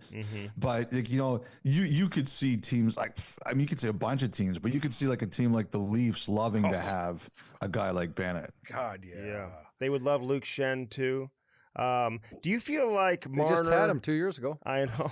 You want- they want him again. They tried to re-sign him. 3? They actually for round need three. you got back. outbid. They actually got tried. outbid. Yeah, I mean, he could have stayed, but he chose to take more elsewhere, and you know it's hard to blame him for that. Do you think Marner feels like in Toronto that he takes way more heat than the other Yes. superstars there? Yes. I'll tell you this, like right now, like this Four Nations could not gone better for him. He's a hero here right now. Yeah. It's funny. Kyle, my podcast partner, was asking, do you think they should approach him for a contract now? I was like, don't do anything. Just leave him alone. Like he's feeling it right now and dealing it within the summer. I'll say this, Mitch Marner, when his career is over, he should be known as the best Toronto-born Maple Leaf ever. And I think everybody will regret it if it doesn't happen. Everybody. He gets his back up sometimes. I understand it all. It's not easy, but he's a great player, and B, I think everybody will regret it if he leaves. I think the team will have a huge hole. I think I think he really does love being a Leaf, and when he is retired, he should be known as the greatest Toronto-born Maple Leaf ever. By no question about it. Really? Who else is even in that? I'm trying to think of other. I mean, because Wendell Clark's not from there, Gilmore's not from there, Sundin's not from there. Kelly Chase. Kelly Chase is there. He's not from He's there. proud Saskatchewan boy. Yeah. I mean, Eric Lindros, Toronto-born. Well, I was born in London, but Okay. Toronto-born guy. Brad I Boyes, got- Carlo Koliakovo. Brad Boyes, well, we'll say Carlo just for Okay. because Carlo. Carlo lives and says works Carlo. here, so we'll give him the boost. Carlo, yeah. Okay. But Tavares, is that just a no-brainer? They'll just figure it out and he'll stay? I don't know. I think there was a point in time I thought it was going to happen here. I think he really badly wants to stay. It could depend on the number. I think the Leafs would like to push that number down. Like I've heard 7. I don't know that they want to go to 7. And the other thing also too, Andy, is I think they want to keep their powder dry. Like what happens in the off season if Bennett becomes available or Rantanen becomes available? I think they'd like to take a run at some of these things. Yep. So Would you rather have Marner's Bennett the big over one Tavares? too. Like what's that, Chris? Would you rather have Bennett over Tavares? If you're the Leafs. If you're the Leafs Well, and you're looking I at think him, if he's I available. think you probably would, in the sense that like Tavares is at a point where he may be more of a winger than a center, right? Like is he a top 2 center anymore? Bennett is. And also the thing is Marner, like if he keeps going the way he's going, what's his number going to be? Yeah. He's going to be right up there with Matthews. Really? I mean, Yes. Yeah, I mean, I'm not disagreeing with you, but does he belong to be right up there with Matthews? Like, I know he's been a great player for a long time. He's never put up Matthews-like numbers, although he's been a 100-point guy before, right? This is what I would say to you. Is it Andy, and because of the assist he had in Four I'm in Nations? my library here. I've got a book somewhere here. It's called The Bald Truth. It's one of the best books I've ever read. It's by David Falk, who was Michael Jordan's agent. Yeah. And basically he explains his philosophies behind negotiation. Okay. And the thing he talks about is a good agent with a good player will never let you compare him to any other player. Okay. He will say, this is about your situation and this player. Okay. So Mitch Marner's a free agent. The cap is going up. He's on a tear right now. Now, the team may argue Matthews is our cap. Like some teams do that successfully. But, he would always say, well, that's this guy's situation. This is our situation. And you know what? Look, I can understand if people say Matthews should be the highest paid Leaf. That's fine. But what if Marner knows his market out there? Like, eventually, all these people are going to have to make a decision, right? But I'll tell you this: like, it all probably comes down to the playoffs, Andy. Like, if he has a monster playoffs, of course. and again, I love the way he's trending right now, though we still have time to get there. If he has a monster playoffs, Cha-ching. Andy, what do you think that number is going to be? I know. And he didn't really have a great foreign nation. He had a great final game. Yeah. And he scored the 3-on-3 goal in the first game, so I'll give him credit for that. But I didn't think he had a great game leading up to the overtime. And then he was kind of quiet, and then he made some great plays. I mean, I thought his assist on the Bennett goal may have even been nicer than the assist on the McDavid goal. I will tell you this. I watch this guy play every day. I think he's a great player. Yeah. I do. I do too. I'll say he's competitive. He's not the biggest guy. He kills penalties. I see him work in practice. He's a legitimate worker. I think, Andy, at times, he gets upset, he gets emotional, he gets his back up. I think he's one of those guys. He wears it. Okay, I think he really wears it, and he really cares. And for that reason, I think sometimes he comes across in a way, like, I just think, yeah, sometimes could he answer questions better? 1,000%. But Andy, I think he's a guy, he takes a lot of heat. He feels the pressure. He's in Toronto. His family's in Toronto. Like, all I care about is when that guy goes on the ice and in the boards, he rarely takes a night off. Does he have bad nights? Yes. Do things go wrong? For sure. But he works and he cares. And if something, like, I'm looking at him right now and I'm like, just enjoy this. Like, the one thing he said was, he came back and he said, the thing that really stuck with him was how positive everybody was. And you know who that is? That's Sid, right? Mm-hmm. Like, all the younger guys there were saying, like, things would go wrong or we'd have a bad shift. And Sid was like, relax. Like, we got this. Yeah. And like, the guy that really changes when he's around Sid, obviously, is Nate, because he defers to Sid, right? And he said that, or Marner said, I just couldn't believe how positive everything was. Like, that's what he stuck with him. I think if he can get that mentality, he's going to go to another stratosphere. Well, he got carjacked in Toronto, so Oh, tell him God. St. Louis is actually safer than Toronto, and he should just come here and sign It was in by St. a Louis. knife, though, not a gun. Big difference. Andy, I heard you were like the suspect. I heard you were in Toronto around that hey, time. They would have been like, get out of here. My son has his jersey. I went to a Leafs game in Toronto earlier in the year. It was right after the early January. Philadelphia was there as a Sunday game. He was He was unbelievable in the game. And so is this what this is all about? You're trying to get him to come to St. Louis? I don't know what I'd he's like trying to see him here. Well, what do you think of the Leafs? I know you're Doug Armstrong's vessel. I'm going to get the Yes. Blues busted for tampering. What do you think of the Leafs? Soft Elliott? tampering is the new term. Are they going to win the Cup this year? Are they different this year? What's your take on the Maple Leafs right now going into this last stretch? I like I think I have to tell you, I think Berube's been great for these guys. I think it's very simple. They understand, like, okay, when is Craig Berube mad at you? Are you skating? Yes. Okay. Are you playing hard? Yes. Okay. Are you not doing those things? Well, then you've got a problem. So I think everybody understands what he likes and doesn't like. The second thing I'd say is this with them. I think they are going to add. I mean, I don't know what you guys are going to do there now. You guys are winning. Doug is reading from the 2019 script. I'm going to trade everybody, and now we win the Stanley Cup. I know they really like Braden, but I just don't know if that's going to happen. I think they're going to add a center, maybe a D. But the thing is now, like, I got to tell you, Cam, like, Florida, Seth Jones, and I think they're going to add something else with Matthew on LTIR.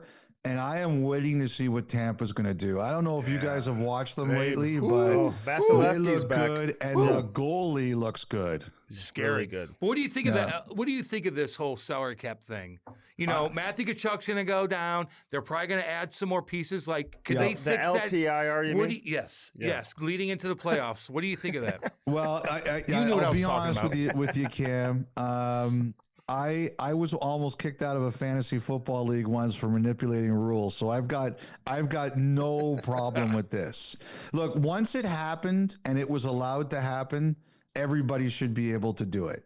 Like, you go back and, Patrick Kane with Chicago when they won the third cup, they went out and they got Vermette. They played St. Louis in the first round that year. That was a big topic here, you know? Right. Yeah, I know. Probably on this podcast, you guys were whining about it. But, Tampa, Kucherov, like, if you can do it, why wouldn't you do it? And it's not like Tkachuk isn't legitimately injured. Like, he's just legitimately injured. He's not on Robidas Island. Robidas Island. He's not on Robidas Island. What's that island all about? You don't know who that is? Stefan Robidas? Yeah. Would he go on an island? Toronto just basically, see you later. Oh, yeah. Sent him. He was hurt. Like, as you know, Stefan, he put his body through hell, right? So he disappeared, and it's when Lou Lamoriello was the GM. So they called it Robidas Island. So they could So whenever a Toronto guy goes away now, they say, "Oh, we sent him to Robidas Island." I love it. I love it. Hey, you know who one of my favorite teams is to watch now? Is Columbus, man. I just the whole story. It's a great story. We had Matthew Olivier on a few weeks ago, man. Loved having him on. And hopefully I think he's going to sign, looks like. Hopefully they get him extended. They'd be crazy to let him go. No shit. Means a lot to that team. He's a big leader on that team, too. Yep. I don't know if you were in Columbus, but, like, it's for the outdoor game, but it's so important for them to get to the playoffs. Now, like, could they be a sneaky team to pay attention to at the deadline to potentially add something? Well, I think if they add something, I don't think they'll go like crazy for a rental. I think if they could get a player that could help them for a cheaper price, Andy, they would. But I think there's a bunch of teams out there right now. Columbus would be one, Boston, Anaheim, Montreal, Rangers. I think those are teams that if they could add a player now that they could keep for a long time, like someone they really value, someone with team control, I could see all those teams doing that. Like someone said to me the other day, I know we all get focused on the rentals because it's trade deadline. Said there's a lot of teams out there trying to get a jump on the summer market, like who good players that might be available. And you have the cap room, the flexibility to add them now, and those teams do, they'll try to do it. So if they went out and they hit for a big piece that they control, it wouldn't surprise me at all. And I think I that's believe we where, call those hockey trades. Yeah, hockey trades. That's where a guy like Doug, like Doug Armstrong, for example, I think, trying to find a hockey trade to improve your team, knowing that free agency is a little bit of a challenge in a market like St. Louis. Trent Frederick, Marchand goes down now. I mean, Boston's in an interesting situation, but do you feel like his injury, how much impact will that have on his trade market, trade value? The one thing I did hear about that, Andy, is that it might lead to one of those conditional picks based on, games played and things like that. Sure. But I don't think it's going to affect him being traded. Sure. I don't think that's going to be a factor. Like, he'll be back for the playoffs, or before that. So it doesn't sound to me like people are scared. Marchand, I think it looks like he's going to be out past the deadline, but he's made it very clear. Like, one of the things that it was coming out of the Four Nations, he does not have full protection, but he's made it very clear he wants to stay in Boston. Now, negotiations in Boston are never easy. They're always as we saw this summer. As you saw this summer, even for players like Marchand. So I don't know to handicap this. Like, again, at the Four Nations, the rumors were that some progress had been made, but it's not done yet, obviously. I don't think he wants to get traded. I think he wants to figure this out. I think Frederick would be a good fit in a lot of Florida. Places. I feel like he kind of fits how they play, and maybe would be good protection if they were to lose Bennett in the summer too. If they wanted to keep him, but that's not bad. Ottawa, one thing I'd be curious about is if the Bruins let anyone talk to him about an extension. Always helps you make a deal, right? Yeah. Well, couldn't you get more in return? You would think so. Yep. Absolutely. And you're not going to sign him. Let him go find it. The condition doesn't need to be there. Yeah. Oh. Straight up pick. There you go. There you go. Who's a player that you have your eye on that maybe isn't getting a ton of attention? A big name that could be on the move here, Elliotte. Yeah, Break baby. it down Let for us us. know so Andy could tweet it real quick. I'll credit that's you. a good question. That's a good question. I would say...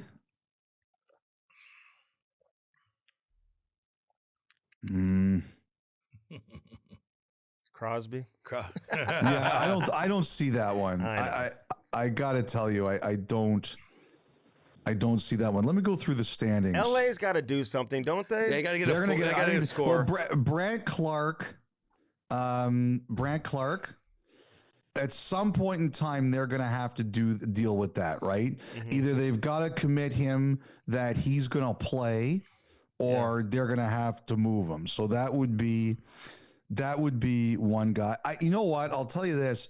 I'll tell you one name that someone said to me, but I don't think it's going to happen. But I was interested that someone said to me, it's a guy who's been on your podcast and was a really good guest on your podcast, and that's Marchessault. Oh yeah. But I don't think so. Last week, someone was saying to me, watch that one. And I asked around, and I was told that none of the Nashville guys with protection had asked out. I said that on the pod today, but I will say that someone last week wondered if maybe something might happen with Nashville and Marchessault. But again, he controls that. Stamkos, no? He probably likes to chill I don't in think Nashville. so. No. Those guys are probably like, I know we're losing, but you know what? I got a nice place. It's nice here. Hey, I hear Edmonton wants Holloway and Broberg back. Yeah. I'll just put that timestamp right on your tweet, Andy. Yeah. I mean, Elliotte, they dominate, man. Those two. Oh, they do. Look, if we could go back in time, if they had a hot tub time machine, oh man, yes, I think they would definitely change that. You know what I've kind of wondered about a little bit? He's not a big name, but he's a. I mean, first of all, the Buffalo guys. I don't know what they're going to do. Just about to ask you, are they trying to trade that whole team again? They've listened all, Chris. I don't know how to handicap it. They've listened all year. I saw your tweet today. It's unreal. Which one today? Which one? We want to know what he tweeted today. It wasn't me. Dragger said something, so I chimed in. I think they're nervous, Chris. Look at all the guys. Andrew, the Pronger way. Look at all the guys they've traded who've won cups. I think I think they're concerned. Cam York, I've kind of wondered about a little bit. That's another one. Does he not fit in, or is he asking for too much money? They have a lot of D.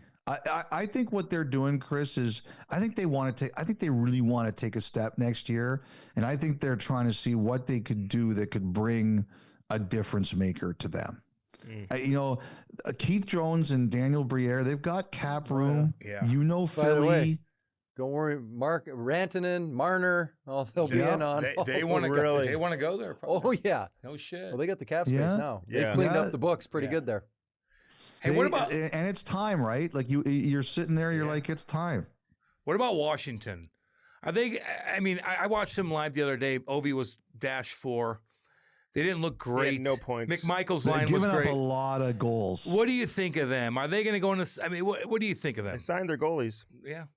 I know they're looking for a second, third line guy who can play to me, a guy like Lawton fits what they're kind of looking at.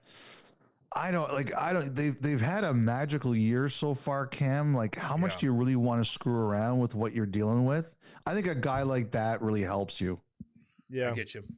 Carlson, last one for you. Yeah. Out of Eric? Pittsburgh. Yeah. I think if he goes, if you look at the structure of his deal, Andy, after he gets his bonus paid this summer, I think he's only owed $11 million the next 2 years. That's when I think he goes. Someone's going to take a shot on that. He had a crazy turnover last night. Was it Nyes who scored at the buzzer?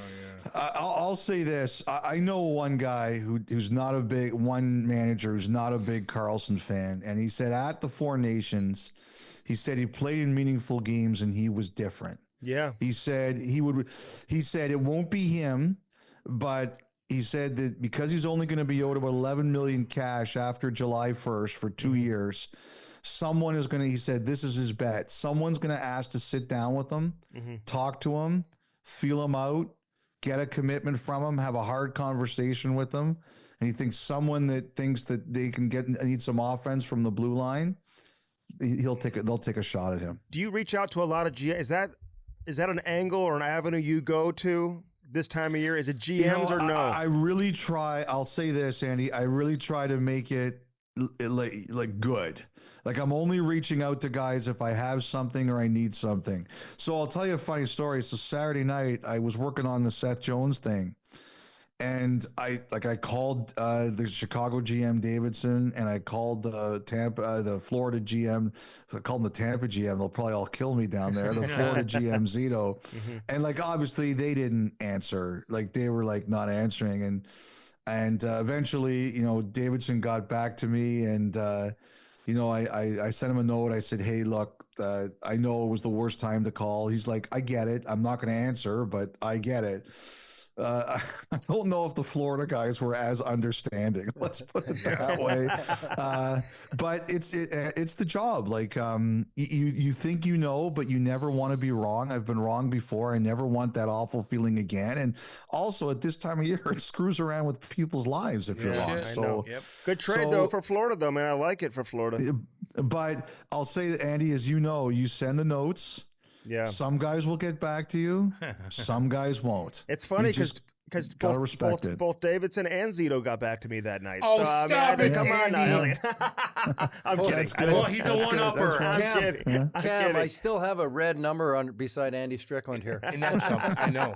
That's how it is. Hey, but no, you're the go-to guy. You're man. the man, Elliot. You're the man. Love it and appreciate you giving us time. Yeah, you're the man. Hey, no worries, boys. Chris, I love you. It's always great to hear from you. And, Cam and Andy, keep going. You guys have a great pod. Like, you guys have a great pod. You do a great job, man. It's rated R. It's all good. It's rated R. But you know what, Cam? Like, that's the thing I tell people is that, like everybody's approach is different, right? And that there's so much good coverage of hockey right now. It would be fucking boring if it was all the same. It's good that we're all a little bit different. Gotta be different, man. I want you to say that on Hockey Night in Canada. It'll be when I'm ready to retire. That's the way I'll go out. Yeah. Mic drop. Hey, we appreciate you, dude. Seriously, thank all you the very best. much. My pleasure, guys. You keep up the great work as always, too. Get back to work. Thanks, buddy. I will. I promise. See you, buddy. See you later.